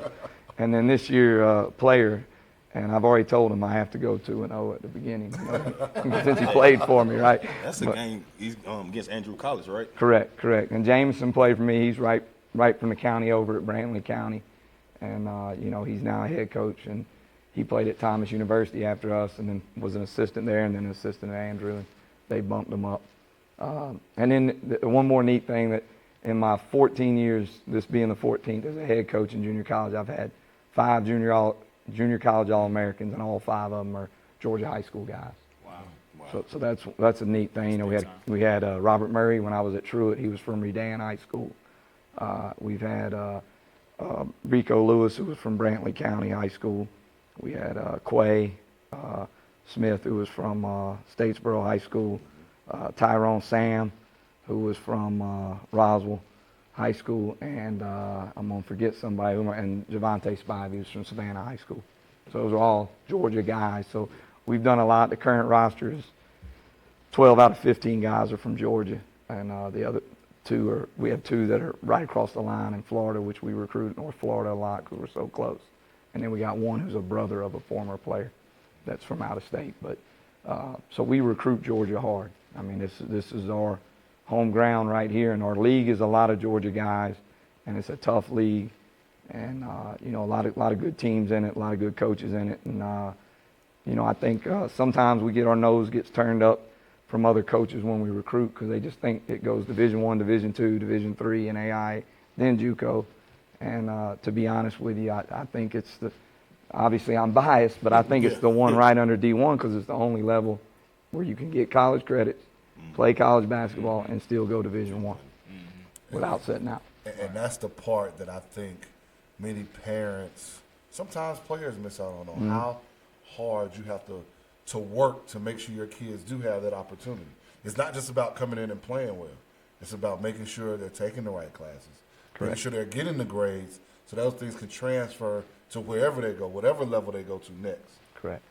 And here we've graduated 90%, and in the last 5 years we've taken a lot more qualifiers, and we're up to, I think it was 97% in the last 5 years have graduated with their associates. So you know, that's a big deal. If you're not going to graduate, you know, once you go junior college, if you're not a qualifier, you have to graduate with a 2.5. You know, and that changed a couple years back. And some people think the Power 5 conferences, especially the Big Blues, they kind of frown on us because we're the ones that can help out the other guys that can't get the top 100 high school guys. We can get them an older kid that's ready to go, maybe a little more hungry, maybe a little more experienced. So they made it harder and harder every year I've been in it to get out of it. But by doing that, they've allowed us to get guys that are closer and more ready to get out of it. So it's kind of actually helped more than it's hurt, I think. What do you think has been the change to really help kind of, I don't want to say promote, but kind of have people look more highly upon the Georgia JUCO League? Because we know it's different than the Florida, the JUCO, and what they can offer. But I do think in the last 5 to 10, that has changed. The outlook on people from the outside looking in on it has changed. Is it just because of the players? Is it just because of the coaches and the players? Or what do you think? Well, you know, Florida, Kansas, and Texas, they kind of run it. And, you know, but I think some of it has been, it's a combination. One is, I think because we're in Georgia, where there's so many good high school players, and so many of them are prepared to play college. I think that's helped us a lot. And there's a lot of diamonds in the rough in Georgia because Georgia's recruited so heavy, but a lot of people come in and just recruit the same people. And it allows guys like myself and the rest of our league to go in and get the other guy, you know, that they might should have been looking at. That's one. I think two is the coaching in our league is good. We've got a lot of experienced guys, and then, you know, I would probably say the third one is our league has beaten some of those other leagues that we're talking about. You know, Georgia Highlands made a run a couple years ago, the Final Four. Unfortunately, we won the regular season and they upset us that year, and then made the Final Four. So that one hurt a little bit for me, but that was huge for our league, and I think it made a lot of guys stand up and take note. And then the other thing is we've had guys move on and be successful at the 4-year level from our league in the last 5 or 6 years, a lot higher rate than we used to have. And I don't know if it's more people recruiting JUCO or just, you know, people down here seeing the high schools and then they run into guys, whatever. But that's definitely helped our league a lot. Coach, I always say that parents should go watch the basketball at your level to get an understanding, take their kids and get an understanding of what the talent level or what the JUCO experience looks like. I've been fortunate enough to be able to do that this year and try to watch more JUCO basketball this year than I've watched probably in several other years combined. I know what I think the difference is between the high school game and the basketball at the JUCO level, but I would love to hear from you. The kids that you get, you recruit a kid, you love a kid, you get the kid, he's coming to campus. Talk about that experience of getting them on campus, getting them acclimated to how you guys work, and then preparing that kid to play in his first JUCO event, his first JUCO game. What is that like? Well, you know, what's interesting is in JUCO, you're kind of like an AAU coach and a high school coach rolled into one. You're around these kids from the minute they arrive. You're their advisor. You're their mama. You're their daddy. You're their uncle. You're their coach. A lot of times you don't have, some programs don't have a lot of assistant coaches, or if they have them, they're working another job part-time or full-time, and the coaching is part-time. So the head coach is really involved, maybe more so than any other level. And because of that, your ownership in it, is just unbelievable. And now it becomes really like a son, in my opinion. All my guys, to me, are that way. And, that just makes it that much more investment from the coach's end. So therefore you put, I think, more care into it. Not to say that other levels don't care and don't work hard and all that. They definitely do, but I just think you have to wear so many hats. And then the other thing is, these guys a lot of times, they're not, ready for college right away like they think they are. So they have a learning curve usually within that first 2 or 3 months. And, it's tough. It's tough for all levels, but I think at junior college they assume because it's junior college it'll be easier. And then they get kind of smacked down a little bit.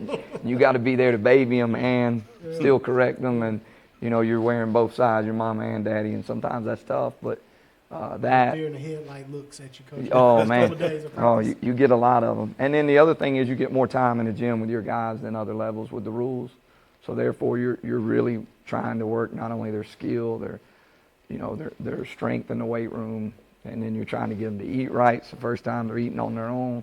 For some of them, it's the first time they ever do 3 meals a day. It's just a lot of things that go into it. And, you don't have the dietitian doing it, so you're kind of doing it on your own a little bit. So, yeah, you get a very good relationship with them, sometimes better than you even want. I've seen, Coach, my experience at some of these events is the physicality of the game and how hard the kids at the JUCO level are playing. Has that been an issue as you bring new kids in to get accustomed to that pace in practice? Are you seeing guys struggle with that at all? Yeah, a little bit. I always joke and tell them, when you go to the first jamboree and there's a loose ball on the ground, we just hope you don't lose a limb. Because there's some guys out there that are hungry, and they're playing. They know it's their last shot. You got guys that have set out a year or two, then went JUCO. Guys that are transferred multiple JUCOs. Guys that got sent home from a D2 or D1, and now they're latching on to a JUCO for a chance, and they play that way, and they play hungry. And sometimes it can even be scary. I know when we have games like Central Georgia Tech or Georgia Highlands, a lot of times you tell the kids, stay at home. You probably don't need to come to this game. It's going to be physical, and it's going to be very, very intense. You can almost cut it with a knife, the intensity. And that's one of the things that's neat about our league, I think, is there is some rivals in it. But JUCO, there's definitely guys that they're playing for that paycheck, they hope. Well, you talk about that, Coach, and you're leaving out the style of play that you play. Up-tempo, press, playing a lot of guys. And I think you're leaving out that there's no out of bounds at your practice. See, I've been there. You know what's funny? His former player, Andrew College, does the same thing. There's no fouls. I'm like, where you get this from? One of the most intense things I've ever seen. Well, we try to we say if practice is harder than the game, then you can enjoy the game. That's our theory, whether it always happens or not. But we play no out of bounds, no fouls, and pickup. And that first week when the freshmen are there, there's a lot of calls at home. and they're thinking about maybe it's not for them. But we play man-to-man full court the entire game. And I'm a dinosaur. I press every possession. There's not one possession we haven't pressed since I've been a head coach, and that's kind of done with. That's 1990s, you know. I'm retro, I guess you'd say, because that's 1990s, you know, Nolan Richardson style a little bit. But we do it every play, and there's two reasons behind that. One, I think it allows you to play more people, which can help more people get recruited. But two, I think if you play man-to-man, full court, it's not zone, so it's not a random traps and stuff. It makes the guy have to learn to play defense. And the one thing they tell you when they recruit these guys is if they can't guard their position, then they're not that position. So we try to eliminate that theory to be said about our guys. Now, sometimes it gets revealed and you got to work more, but hopefully most of the time it don't. We recruit long, athletic, tough guys. That's what we want. And, you know, we've been lucky this year. We have two very good posts.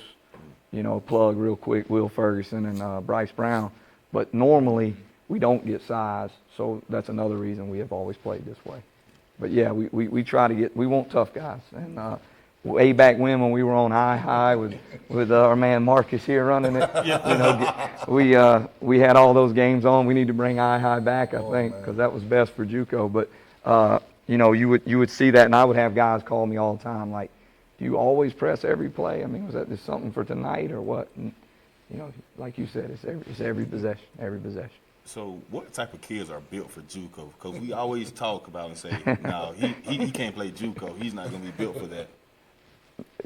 Man, it's tough to say. I mean, some of them you don't know until they're there, but I do think there has to be a toughness mentally more so than physically, because sometimes you can get the physical toughness down the road, but the mental toughness to know that they may drive up in a van, eat McDonald's before, and eat Little Caesars afterwards, and maybe share a soda, you know, and all those things that you do in JUCO that you don't do at the other levels, and or you still gonna bring it, you know. And so I think mental toughness would be one. Some people will call me and go, man, Coach, this guy, he really needs you. If he had you. And those are the ones sometimes I stay away from because that lets me know if he needs me, he may not be ready. But it goes every way. It goes every way. But guys that are long, athletic, and physical and mentally tough.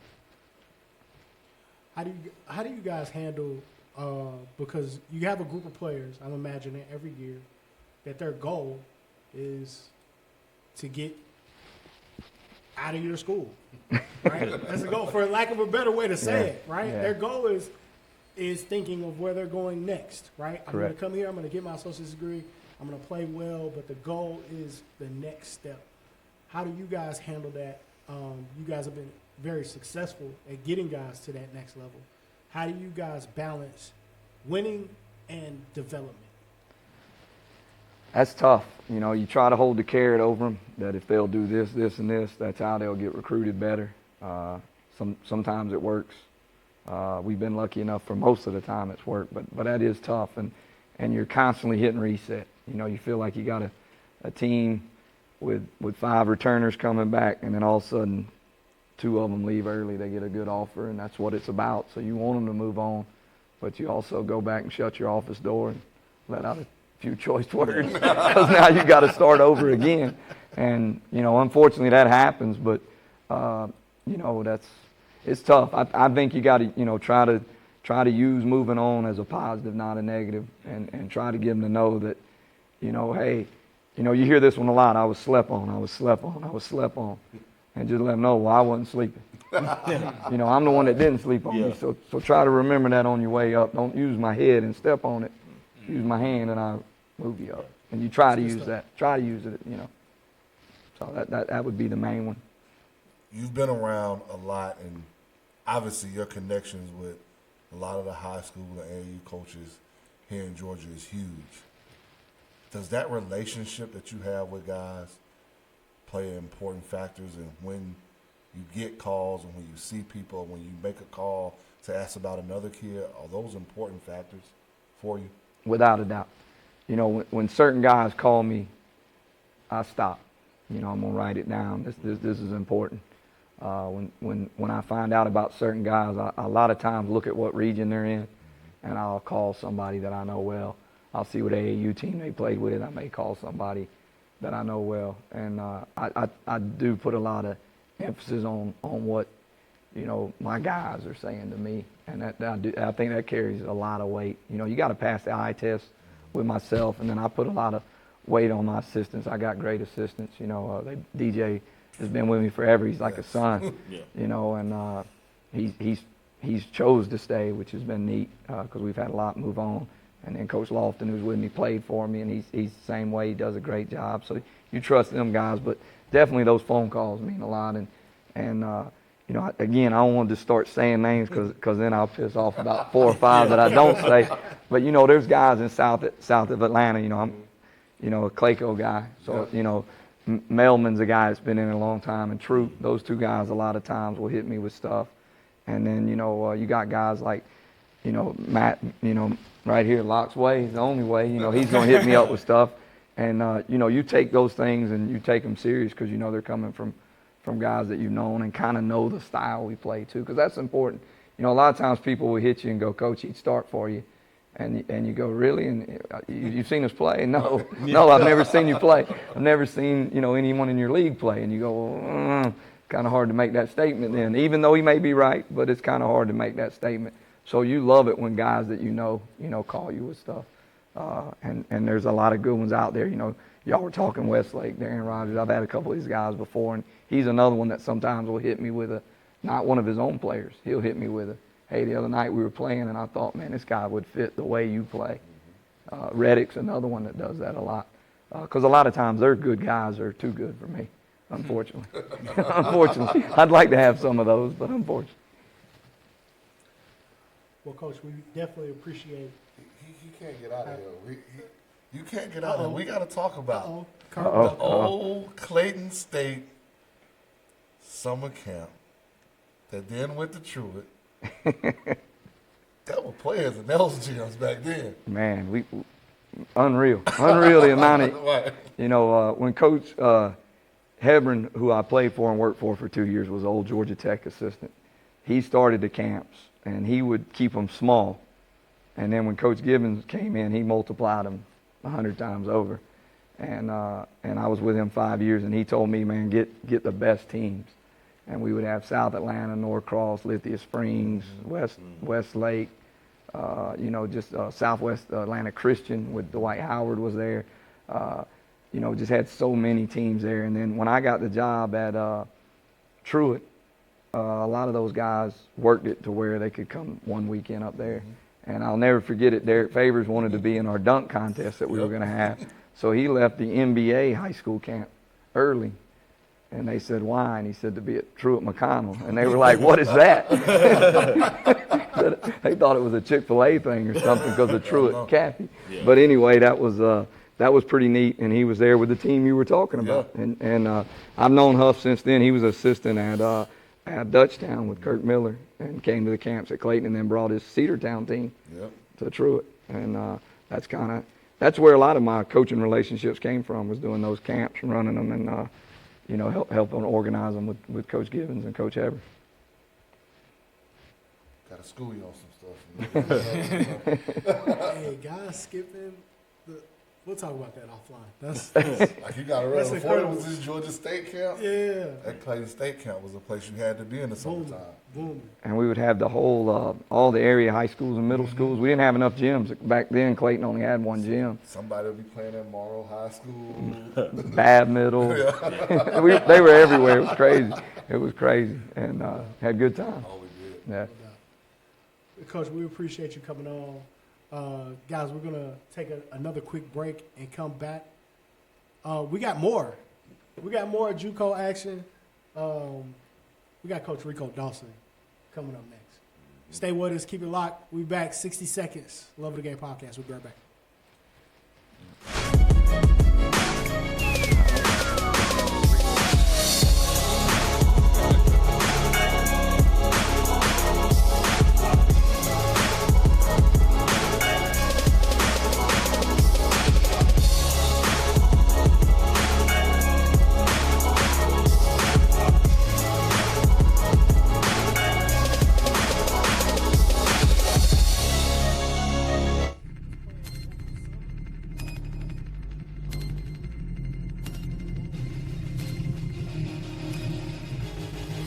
360 and he throws it down.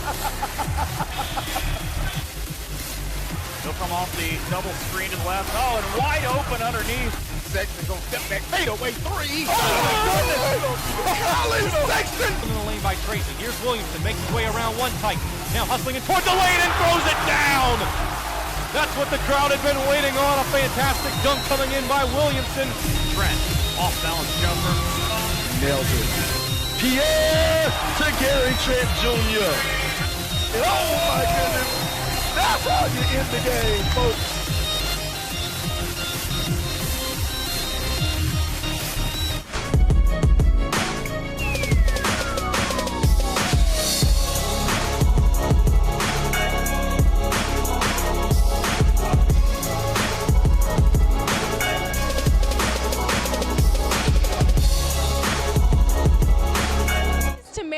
SUVtv at the CP3 Rising Stars Camp. SUVtv's 2019 NBA Draft Day coverage. Anthony Edwards Collegiate Decision, presented by the Georgia Hoop Circle on SUVtv. SUVtv brings the game to the audience.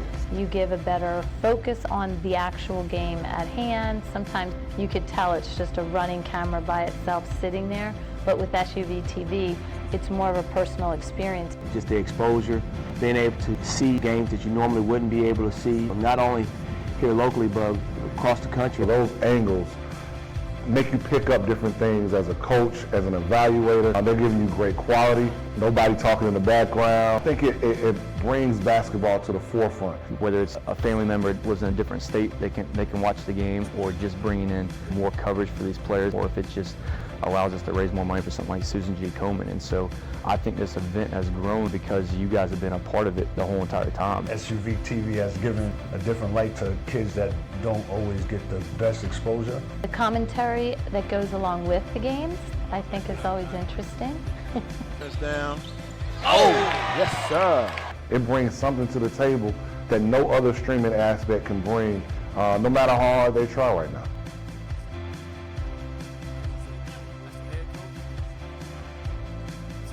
Game time, Davian Williamson at the buzzer. That is how you get the Peachtree Corners Invitational started. And that will do it. Thanks for joining. It don't matter.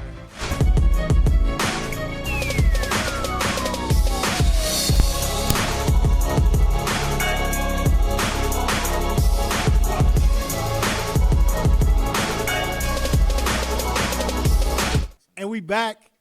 It's the Love of the Game podcast, and we brought guest number two.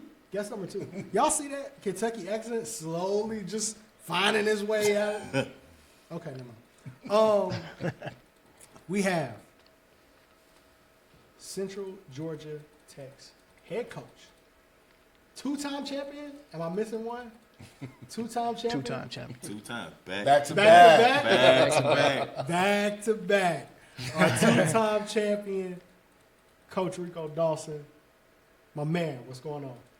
I'm How good. you doing, bro? I'm good, man. Thanks for having me. Yeah, man. Thanks for coming on. Coach. Thanks for coming on. Your name was the first name that was mentioned to me, right? When I said something originally about, like, hey, man, we got to show JUCO some love. Like, we got to, try to really engage with every single level. And then I can't remember if it was Locke or Huff. I think it might have been Locke. He goes, shit, we got to get my boy Rico on. Rico, the man with the JUCO. We got to I said, okay. I appreciate it, man. Let's check it out, man. Then we start kind of doing the research and looking it up, man, and understanding how much success you've had at that level. See, that's y'all doing the research. That's him doing I had to do We know, huh? We know. I don't know, but man, it was a lot out there, man. Like, you've had a lot of success at that level. Selfishly, as a parent, what I want to know and understand is, like Locke asked Coach Baldwin, what type of kid it can go to JUCO and be successful? When you're out recruiting, what type of kids are you looking for? Well, you think everybody think they can play college basketball. Just because you play high school basketball doesn't mean you're a college basketball player. And with us at Central Georgia Tech, we when a coach called me and I go look at a kid, first thing I'm going to ask is how's his character? Because to play for us, that's got to be the main key. If I get on your behind, are you going to quit on me? Are you going to understand where you are and why you're here and allow me to help you get where you're trying to go, where you think you should be? You got to have some type of character and some type of discipline. And sometimes coaches will lie to you, and you won't find that out until you get a kid and it's 4 weeks in and he's a turd and you know, and that kind of stuff, and it happens. But then you have some guys like Huff, who I've had Brian Woods, and when we recruited Brian Woods when I was at South Georgia Tech, he told me exactly what he was. Yep. Coach, he's a pass first point guard. He can get you whoever your best player is the ball, but he can't shoot. I said, I can handle that, Huff. We're gonna take him because we had a couple of guys that could score it, and we needed somebody to get them the basketball. And if he doesn't worry about shooting the basketball, then he can concentrate on giving other people the basketball. And that's how we look at it. We recruit what we need. We like, you know, tough-minded guys that's going to fight, guys that's going to continue to cheer on their teammates even when it's not going their way. And that's a big part of our program, and we talk about it every day. Are you going to be tough enough? And you have to be tough physically for JUCO, but are you going to be tough enough mentally that when it's not your turn, that if you're a starter and you're not getting it done, when your backup come in, are you going to be tough enough to sit on the side and cheer for him? Now, Coach, you're the second guy, third guy maybe. Actually, yeah, third guy, head coach, to come on here and talk about character. Right. Immediately. Now, CY came on here and said that if he seen a kid running a sprint didn't touch that line. If that kid ran 90 feet, 91 feet, and did the short stop, then he said he was immediately off his books. Like, I'm not recruiting this kid. He's not a championship kid is what CY would say. Is character that high for you guys? Are you talking about, like, when you see kids with bad body language in a timeout or just kind of sulking when things aren't going right for them, not cheering on their teammates? You guys are watching that as you're recruiting? We're watching it. When I go recruit a kid, I sit behind their bench because I want to be right there when coach takes him out and he thinks he doesn't deserve to come out. A lot of kids want to know, you know, they have to think they've done something wrong to be taken out of the game. That's not necessarily true. Head coaches have a lot of things to think about during the game. We're trying to figure out matchups. We're trying to exploit matchups. Right. So when we take you out, that doesn't mean you've done something wrong. Right. And maybe in high school it's been that way, but in college we're trying to figure out the best combination of guys for that moment. Now, after a timeout or after a dead ball, we may be on to the next thought, and it might be somebody else. And as a JUCO player, you have to understand that, which is tough because, like you guys said earlier, everybody's trying to get somewhere. But if we have a saying, we have to believe that the next shot is our shot, and the next shot is going to get us over the hump. Does that make sense? For sure, for sure. Give me an example, Coach, of something that you've been in the gym. An example of something that you've seen while recruiting a player that most people would not think would get them recruited, and then something that you've seen while you were out recruiting a player that took them off your list, that maybe people would not think took them off your list. Well, I mean, I've been down in South Georgia. I'm sorry, Medlock, but I've been down in South Georgia, and you know, with me, because I don't get a chance to see a lot of schools, I depend on you guys to call me and say, Coach, I got a kid. And sometimes I won't even go see a kid. If you tell me you got a kid, I got to be able to trust you guys, and I'll take a kid just off your word. Now, some coaches may say, nah, we don't do it like that. But if I can't get to Atlanta to see a kid, and I trust Metlock or I trust Huff, then they're not going to tell me wrong. Right. You know? So I've been down in South Georgia, and someone told me about a kid, but I was down in the area anyway, so I went to see him, and the kid got a technical foul, and he tore off his jersey and just threw it on. Boom. I mean, that's the extreme. Right. That's the extreme. But kids got to know. But kids got to know. Got to know, yeah. But kids got to know. I mean, and never know who in the gym watching. Exactly. And you know, and I've told Huff this before, I would take the 4th and 5th best player on a winning team before I would take the best player on a losing team. Speak on that. For one point, and because that 4th or 5th player knows how to win. He knows the things to do that can help you win. Everybody think points is the main thing. And yeah, that's because you got to have more points than the other team. But if I know a guy that's the 5th option, and he knows he's the 5th option, and he's embracing his option, that means he's in the right place on his rotations. He's going to take a charge. He's going to do all the small things to help us win. And I think that's very important when you're building a championship team. You got to have, somebody has to score, but somebody has to rebound. Somebody has to defend. Somebody has to communicate. Somebody has to get the water. The trainer has to wrap the ankles. You know, the AD has to make sure the sound, everybody has a job to do. And I think as players, if players understand their role and understand it in a hurry, the quicker they can be successful with it. And it's crazy because we talked about Brian Wood, but that goes back to your South Georgia Tech days when you were able to coach Jay Crowder, who is now in the NBA. Right. Did you know Jay Crowder was a pro when he got to campus? I'm going to tell you this right here. And a lot of people ask me about this, and my son, we always talk about this. Hold on, Rico, before you even go there. Because if you remember when I came down, I go, that's not the same kid that was at Villa Rica High School. Mm-hmm. And so I'm going to stop right there because I think that's where your story's going to go. I want to take your thunder. But that kid was at Villa Rica High School, Locke, and that wasn't the same kid I saw when I got to South Georgia Tech. But go ahead. But what I was about to say is he had a unbelievable IQ. He has an unbelievable IQ. He could play all 5 positions. Unbelievable work ethic. His work ethic was insane. And he was doing the things back in 2008 and 2009 that pros do now.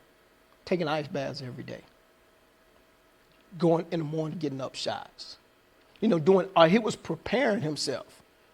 You know, if he didn't make a sprint, and you could get in him, and he wouldn't say a word. He would look you in your face and say, "Yes, sir," and he was the kind of kid that wanted to prove you wrong every day. And that's why he is where he is. And that's why he'll be one of those guys that will be in the league for a long time, because he can do so many things and he can adapt to wherever he is. And that's why he has so much success right now. Coach, I believe you are coaching your son now. Right. As a dad who has coached his own kids, right. I understand what that's like. What has that experience been like for you? Well, you know, the one thing about it is, if he's the best player on my team, it's not a problem. If he's the worst player on my team, he's not a problem. It's when he falls right there in the middle, that's when you're going to get the friction from the other players. Yeah. Because if he gets 1 minute of playing time before the other guys, it's going to be, the reason you play longer than me is because your dad's the coach. And believe it or not, see, in high school, you guys have stat books. We have stat sheets, and it shows everything. Minutes, turnovers, assist to turnover ratio, how many free throws you shot, how many free throws you missed. So if Champ plays 32 minutes and another guy plays 29 minutes, it's, you played more minutes. Because that's what they're looking at. They're looking at I want the minutes. You know, they don't care if they've been productive in those minutes. They just want the minutes. They just want to say, man, I played all these minutes. But I think that was one of the toughest things that I had to figure out, where he fit in with that group. Now, you got to remember, we returned 4 guys off the previous championship team. Yeah. And he didn't know where he was going to fit in. I didn't know where he was going to fit in. So I just threw him out there just to see where he would fit in, see if he'll determine where he fits in. And he came in and he learned behind, we had a returning point guard who could score the basketball. So he was kind of learning behind him and things like that. But then we kind of dropped a couple games early and that kind of stuff. but those 4 returners needed a basketball. We had Evans Nasir, who's now at FAMU. We have and Yuri Costello, that's at Kent State.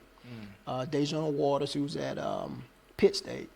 And then we have Javante Hayes, who's at West Virginia Tech. And you're talking about those guys had the back seat to the previous guys. So now it's their turn to come in as a sophomore, and they needed the basketball. They improved all summer. They needed the basketball. So Champ is a pass-first guy, unselfish guy. Always been, too. Always been. So we threw him out there. Didn't miss a beat. Yeah. Didn't miss a beat because he understood his role. And the thing about it is he watched those guys the year before. Yeah. So he understood his role. My job right now is I got to figure out a way to get these guys the ball. Now, with that being said, this is the problem he had. He walked in my office one day, Dad, I don't know who to get the ball to. Who do I get the ball to? Interesting. I said, you're the point guard. You make that decision. He said, well, I'm just going to give it to the first person that's open. Okay. I don't care who you give it to, as long as you give it to the person that's open.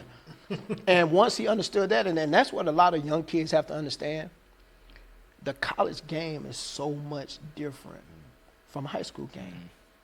His first college game, I asked him, I said, how'd you think you did? I think I did okay. How do you feel about the game? Man, why the college game so long?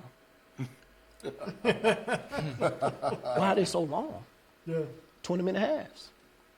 Coach is scheming. Coach is trying to figure out, calling timeouts. Yeah. You know? Yeah. So it's just something that high school kids have to adjust to.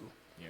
You know? So and he's been good. He's been good with it. Been having some struggles shooting the basketball, but he's coming along. The one thing I like about it is that he is Dad's son. He ain't backing down. He don't care who's in front of him. And that's how you have to be, because junior college is so cutthroat. It's so much of a dog-eat-dog world that you have to be that way, because everybody's trying to get somewhere. And what way to get somewhere? Everybody think they got to average 20. Yep. But you don't. You don't. So that's where we are, that's where we are with him. Hope our AAU parents are listening. To get to the next level, or to get to where you want to be, you don't have to average 20. It's more likely than not, you don't need to. You don't. With your son playing with Warner Robins, with all those talented players, his senior year played a role with him just knowing I don't have to score, because he played with Nelson Phillips. What's the other guy that went? Jacoby Owens. Owens. Him playing with those two guys, you think that just played a big role with him, letting him know that I got to give these guys the ball. Well, I think it helped him, but I think what it also did is just it helped him learn how to play with other players that can play. They can play. You know, he grew up in a hurry, because when you're talking about playing in Middle Georgia, Warner Robins is like a powerhouse. Like a William. Right. So. You know, when those kids transfer into Wheeler and McEachern, you got to learn how to play with these other guys. And that's the same thing with Warner Robins. You got to learn how to play with other guys that can play. And the faster you figure it out, the better off you are. So I'm going to give you a prime example. For our first championship, we had point guard Mike Laster, who's at Bowling Green right now. New York kid. You know how New York kids are. They want to average 40. Dribble the ball.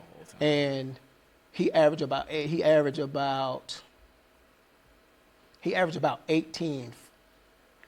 first half of the season, but he wasn't getting any calls. And he came into my office. He's like, Coach, what I need to do? I said, Mike, you need to stop worrying about your points and get your assists and your rebounds up. You can do that, then every college will be beating down your door. So he said, okay. So then, second half of the season, he led us in rebounding with like 8 a game. And then his assists jumped up to 7 a game. Then we go on a 11-game win streak. And now everybody is watching and things like that. And then we go out to Hutch, and he just blow up out of the water. And he only averaged 14 points a game. And he couldn't shoot the 3. That's tough. Yeah. And he could not shoot the 3. And you still couldn't guard him. Hey, But we talk a lot about touches, Coach. and I said that to Bryce's kid before. You want to get yourself in the game. You want to start feeling good about yourself. Go get every rebound. Go get every rebound. Go get every rebound, and you'll start feeling better. Go touch the basketball. Get some of that energy. Let that magic basketball dust rub off on you a little bit when you're battling and get them rebounds, and you'll feel better. Even going off the point of you don't have to average 20 a game. I had a kid this spring who averaged maybe no more than 6 points a game. Got offer. Yeah. Hey, Coach, he played his role. I dealt with it even at 14U, Coach. My son played for me. My son played for me, and it got to a point where there were 2 kids actually on our AAU team that were coaches' sons. I sat them both on the bench. Right. And I just sat them. And we let everybody kind of rock out. And then when I put them in, I put the coaches' kids in together. We didn't have to worry about it. Right.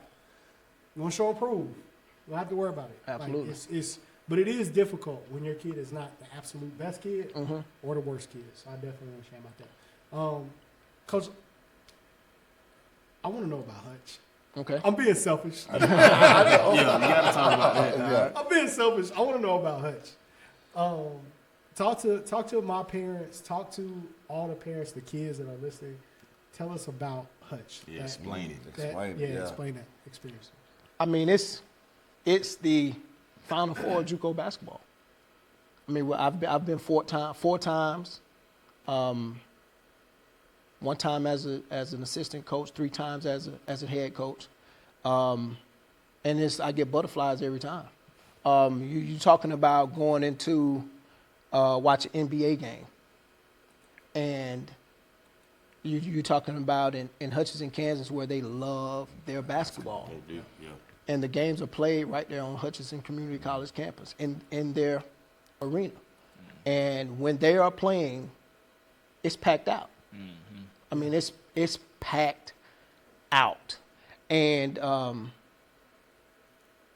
it's an eye-opener for a lot of kids because now you're talking about, when I first went to Hutch, it was double elimination. So it's 16 teams, double elimination. So you go out there on a Saturday, you get on the plane on a Saturday, and you out there till next Saturday. Man. You know?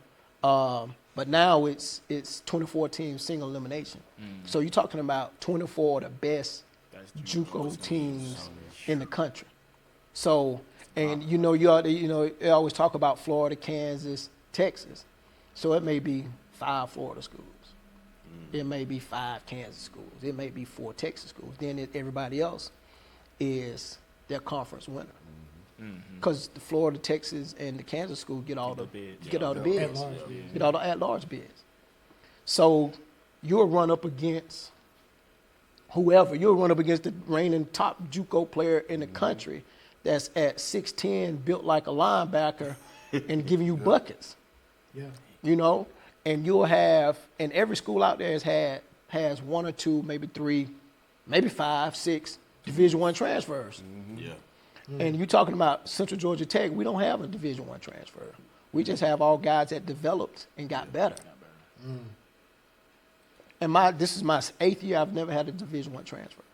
So y'all run to win the whole thing was like Butler originally coming and winning the NCAA. Right. Absolutely. Absolutely. And then you talk about that environment, and on any given game, there could be 50 to 100 college coaches just watching. Oh, absolutely.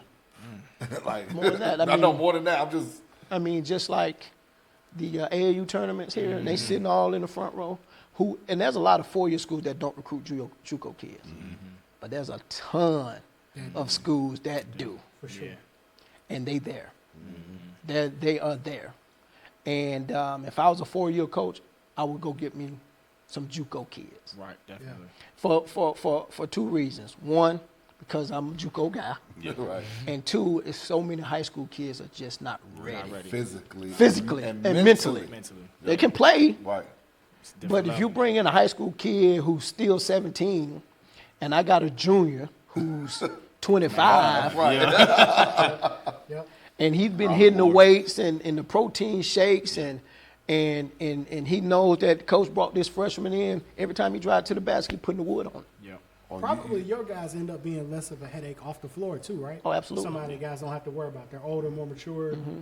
Well, I've had several college coaches on every level that tell me that, you know, I've been one of the consistent programs with guys that are ready to play at the next level. Because, you know, we lift weights 4 times a week, and that's in season.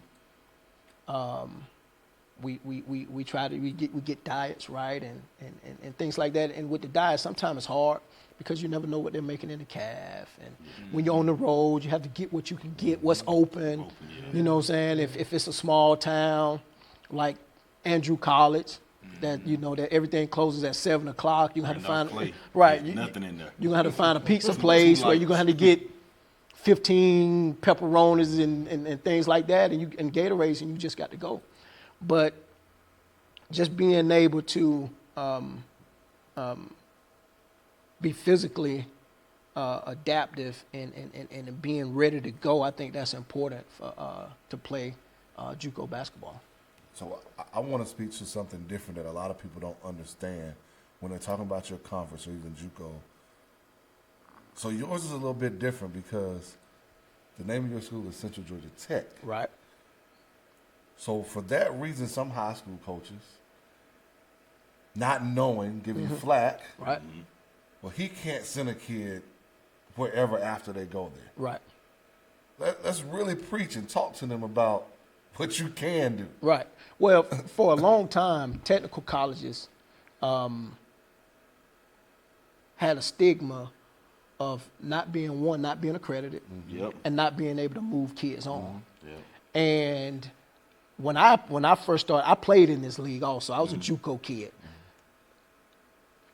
And when I first got into this league, coaches used to, you know, badmouth us. South Georgia Tech used to have a lot of flack about that. Used to badmouth us. Don't go there. You can't go. This and this place, and all this kind of stuff. But I can offer the same degree, associate's degree, that South Georgia State can. I can offer the same, and it's cheaper. I can offer the same degree as Gordon, as ABAC, as Georgia Highlands. I can offer the same associate's degree, and it's cheaper. We take the same classes. You can look at my transcript, our transcript at Central Georgia Tech. You can look at Georgia Highlands transcript, the same exact classes. But a lot of people don't know that because it says Central Georgia Tech. And the same thing when you're thinking about tech, you're thinking about plumbing and welding and air conditioning and automotive and things like that. And we do have that, but that's for people who want to be a plumber, be a welder, you know what I'm saying, and things like that. They need to work. That's looking for a trade and things like that. But we also have sports management degree. We also have a general studies degree. We also have a marketing degree. We have a business administration degree. We also have all these other degrees that help us move our kids on. And a lot of people get it confused because it says Central Georgia Technical College. And we've had to fight that for a long time. So that's why a lot of times when you're talking about coming to Atlanta, and no knock on Atlanta because I think this is where all the talent is, that's why you don't see many of those on a South Georgia Tech roster or a Central Georgia Tech roster or Albany Tech roster. Because when you talk to a parent, you know, you tell them Central Georgia Tech, Coach, I don't know. I said, okay. And that's fine. I have no problem with it. But there are tons of kids out there who want that opportunity. For sure. Want that opportunity. Our first year winning, I had 5 New York kids. Tell them, I don't mean to cut you off. You coach Carmelo what? Nephew. Saheem Anthony. Yeah. 5 New York kids. 5, and he was one of them. That's a serious. 5 New York kids. And it goes back to what I said before. I have a connection in New York, and he's like, Coach, this kid can play for you. Okay. Send him. Yeah. And, you know, those are some of the toughest kids. They tough. They tough. On the planet. That I think on the planet. Definitely. Yeah.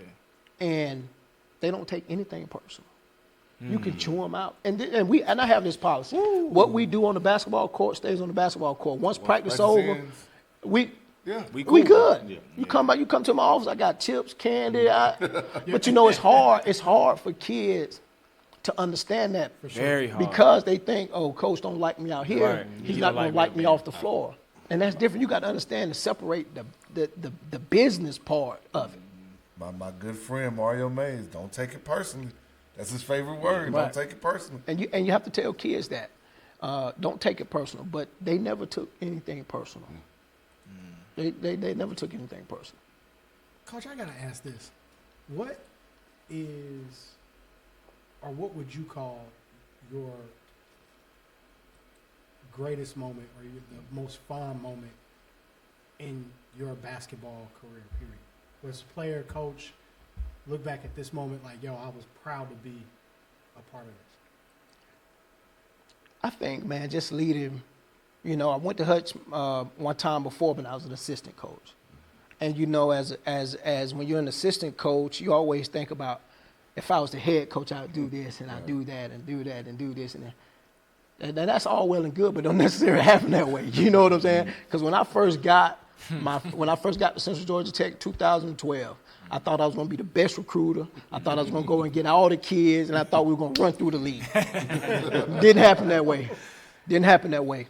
But, you guys said it earlier, that 12 inches you move over, it's different. Yeah. That's a difference, a big difference. That's a big difference between that first chair and that second chair. That second chair, you can think of all kinds of stuff to do because you got time to do that. Yeah. But when you move over to the right just a little bit, now you got so many things to think about. You're trying to think, you're trying to figure out what you need to do. Then you're trying to stay 2 steps ahead of the guy you're playing against. And, and you're trying to get on the referees, and it's just so much. So one of my most fondest moment is as a head coach when we won the conference championship. Because that was 7 years. I had worked so hard to get there, just spent so much time away from my family. Missed some of, this champ was in high school, so missed some of his games just to be in that moment. And I mean, when it happened, I think I slept like 5 days. It felt like I slept 5 days in a row. It's like I slept so much that sleep became suspicious. I'm like, I'm like, man, why I'm sleeping so much? So, but I think that was the biggest moment, and that was one of the biggest moments. And then the next time to come back and win it with my son. Yeah, that's huge. That's huge. Yeah. That was tough because he had been watching, what we do and from afar. He always came to the end of the games. Right. He always worked out with us. Yeah.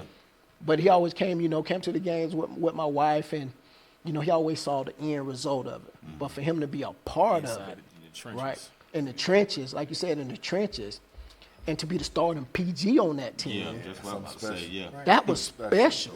Yeah, that's huge. And he said, Dad, we did it. Yeah. That's the great. Exactly. For sure. And for him to cut down the net. Oh yeah. To go up there. I mean, they had just won it the year before at Warner Robins High School. Yep. And I remember, I'll never forget. I heard they were saying that we were back-to-back champions, and my wife went and told him, said, "You're back-to-back champions too, because you won in high school and you won in college." So speak on your player development, where like you said, you haven't had D1 transfers in like 6 years. Because I've been to some of your workouts and seen some of the stuff you do, and just like I remember when the Cone Bridge first came out, right? You were one of the dribble first bridge. ones, the dribble bridge. But, he was. Man, we did a count with. I think I remember seeing that video. Yeah, you sent it to us. Right. So just speak on that. How? Well, I'm a firm believer in player development. I think if a kid comes to me as a freshman and he's the same player when he leaves as a sophomore, I didn't do my job. Yeah. I didn't do my job. So we work out, and in JUCO there are no rules. I mean, you have rules, like you have, in the summertime you have 8 hours a week and things like that. But during the season, we can practice 15 straight hours if we wanted to. So our kids are always in the gym. We work out every day.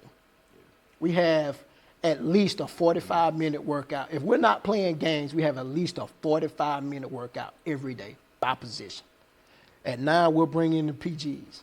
At 11, we'll bring in the wings. At 1, we'll bring in the bigs. That's every day.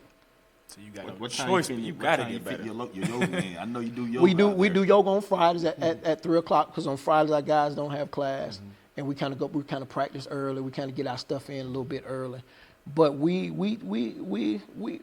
firm believers in player development. That's the only way we can prepare you for the next level. Right. You know, with our weight program, I mean we give our guys protein shakes and protein bars and Pedialyte and things like that, and I have Alka-Seltzer Plus and all that kind of stuff to try to help them along, because that's what they do at the next level. Yep. You know, yoga. You know, we have Jared down in Warner Robins at 619 Training. He has he trains our kids for 5 weeks between August and October. So we'll go to him twice a week, maybe 3 times a week, and he just work on things that we as coaches can't do because we wear so many hats. So in order for my program to continue to grow, I got to be able to give, help somebody else help us. Yep. For sure. So he does all of our preseason stuff, deadlifts, band work. He even have, we'll be in that boxing one day and things like that. And those are the things behind the scenes that people just see in our program don't even know. And he's a big part. He's a big part of it. Shout out to my man Jared at 619. Gotcha, Coach. I want to close with this. What do you feel like the outlook is for the season for this team, for this Caravan group? Well, right now we're 2-2. We went down to Alabama and we dropped 2. One I felt like we should have won, and then the other it was just, Shelton State. My good friend Joe Eatman, he got some guys over there. Tough. Yeah, they tough. They tough. Coach, they made 23. Oh, 20. And Coach, I'm talking about hand in the face threes. I'm talking about they were knocking them down. So when we go to Hutch again this year, we'll see them out there. Yeah. You know what I'm saying? But So you saying 3-peat? You calling it already? We saying Might as well.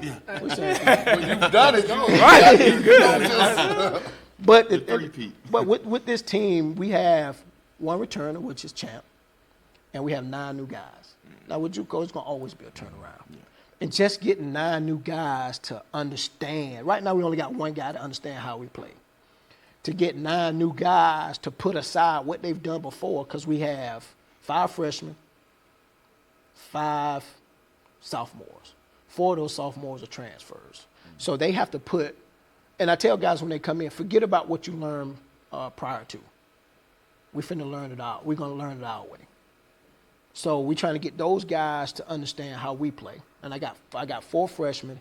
One is the only true freshman, is Truett Spencer from Berkmar. Yeah. He's the only true freshman. But everybody else, our other 4 freshmen were prep school kids. So they're not really freshmen.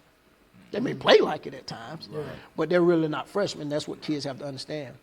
But I think with this group, we're gonna have to figure out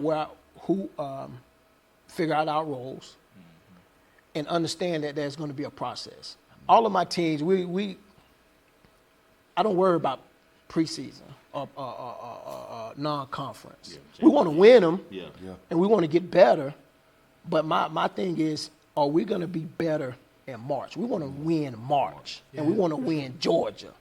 That's the key. So our job right now, what we're concentrating on is everybody on the same page, cheering for each other, no matter if it's your time or not. We have this thing where we call brothers at the end of every practice, brothers before, because we want you to treat each other like brothers. You can't be jealous of your brother. You got to understand when it's your brother's time, then you got to be there in your brother's corner, because you're going to want your brother to be in your corner when your time. And we tell guys, you have to take what the game gives you. Every day the game's going to give you something different. If you don't realize that, you're going to be in trouble. For sure. Because it's going to give you something different. Your jump shot may be on, and then the next day you can't hit the side of a wall. Because the game gave you something different and you couldn't figure it out in time. And we just try to teach our guys a lot about life in this whole process. So with that being said, this season is going to be a process for us. We may not start gelling until January or February, which is fine as long as we gel. For sure. So we'll see where it goes. We'll see where it goes. We have some talented kids. Right now we have some selfish kids. But we have some talented kids. And we've shown in spots where if we play together, we can get some things done. But we all got to be on the same page with that. If we're not all going to be on the same page, then we're going to be dead in the water. So. No doubt. Championship DNA. If anybody knows how to build it, Coach, we think you do. We're trying. Well, Coach, status. Let me three-peat first. No, I'm just kidding. We'll see how Hutch goes this year, man. I believe it, Coach. Let's get it done. Thank you. Coach, we definitely appreciate your time. We appreciate everybody tuning in, listening. Shout out to all our listeners in Nigeria, Switzerland, China, Korea. I'm watching that list. The international Can we see the list? I'm watching it. I'll send it out. California, Texas. Shout out to y'all, too. Y'all show us love just like y'all in another country. This is Georgia basketball, man, but we are quickly becoming a global and a continental show. Is that right? Right? U.S. is the 48. Can I give a shout-out to my assistant? There you go. I want to give a shout-out to my assistant coach, Byron Mintz, the hardest working guy in the business. Hey. Coach Mintz. Hey, he's in the gym. He's in the gym. At every event. Right now. Right now. He's not in the gym. He's talking to somebody in the gym. He works. Big shout-out to Coach Mintz. Man, shout out to last, and we'll close. Chris Watkins, Daniel Bowles. Shout out to you guys. You guys Corey do Black. great work. Corey Black. Definitely appreciate all y'all. Appreciate everybody for listening. It's the Love of the Game podcast. Next week, we are on SUVtv, November 17th. We are back November 17th, 6 o'clock, and we have something special. Something special. I'll just say that. More special. Something equally as special on November 17th. Check us out. It's the Love of the Game podcast. We love y'all. We out. Deuce.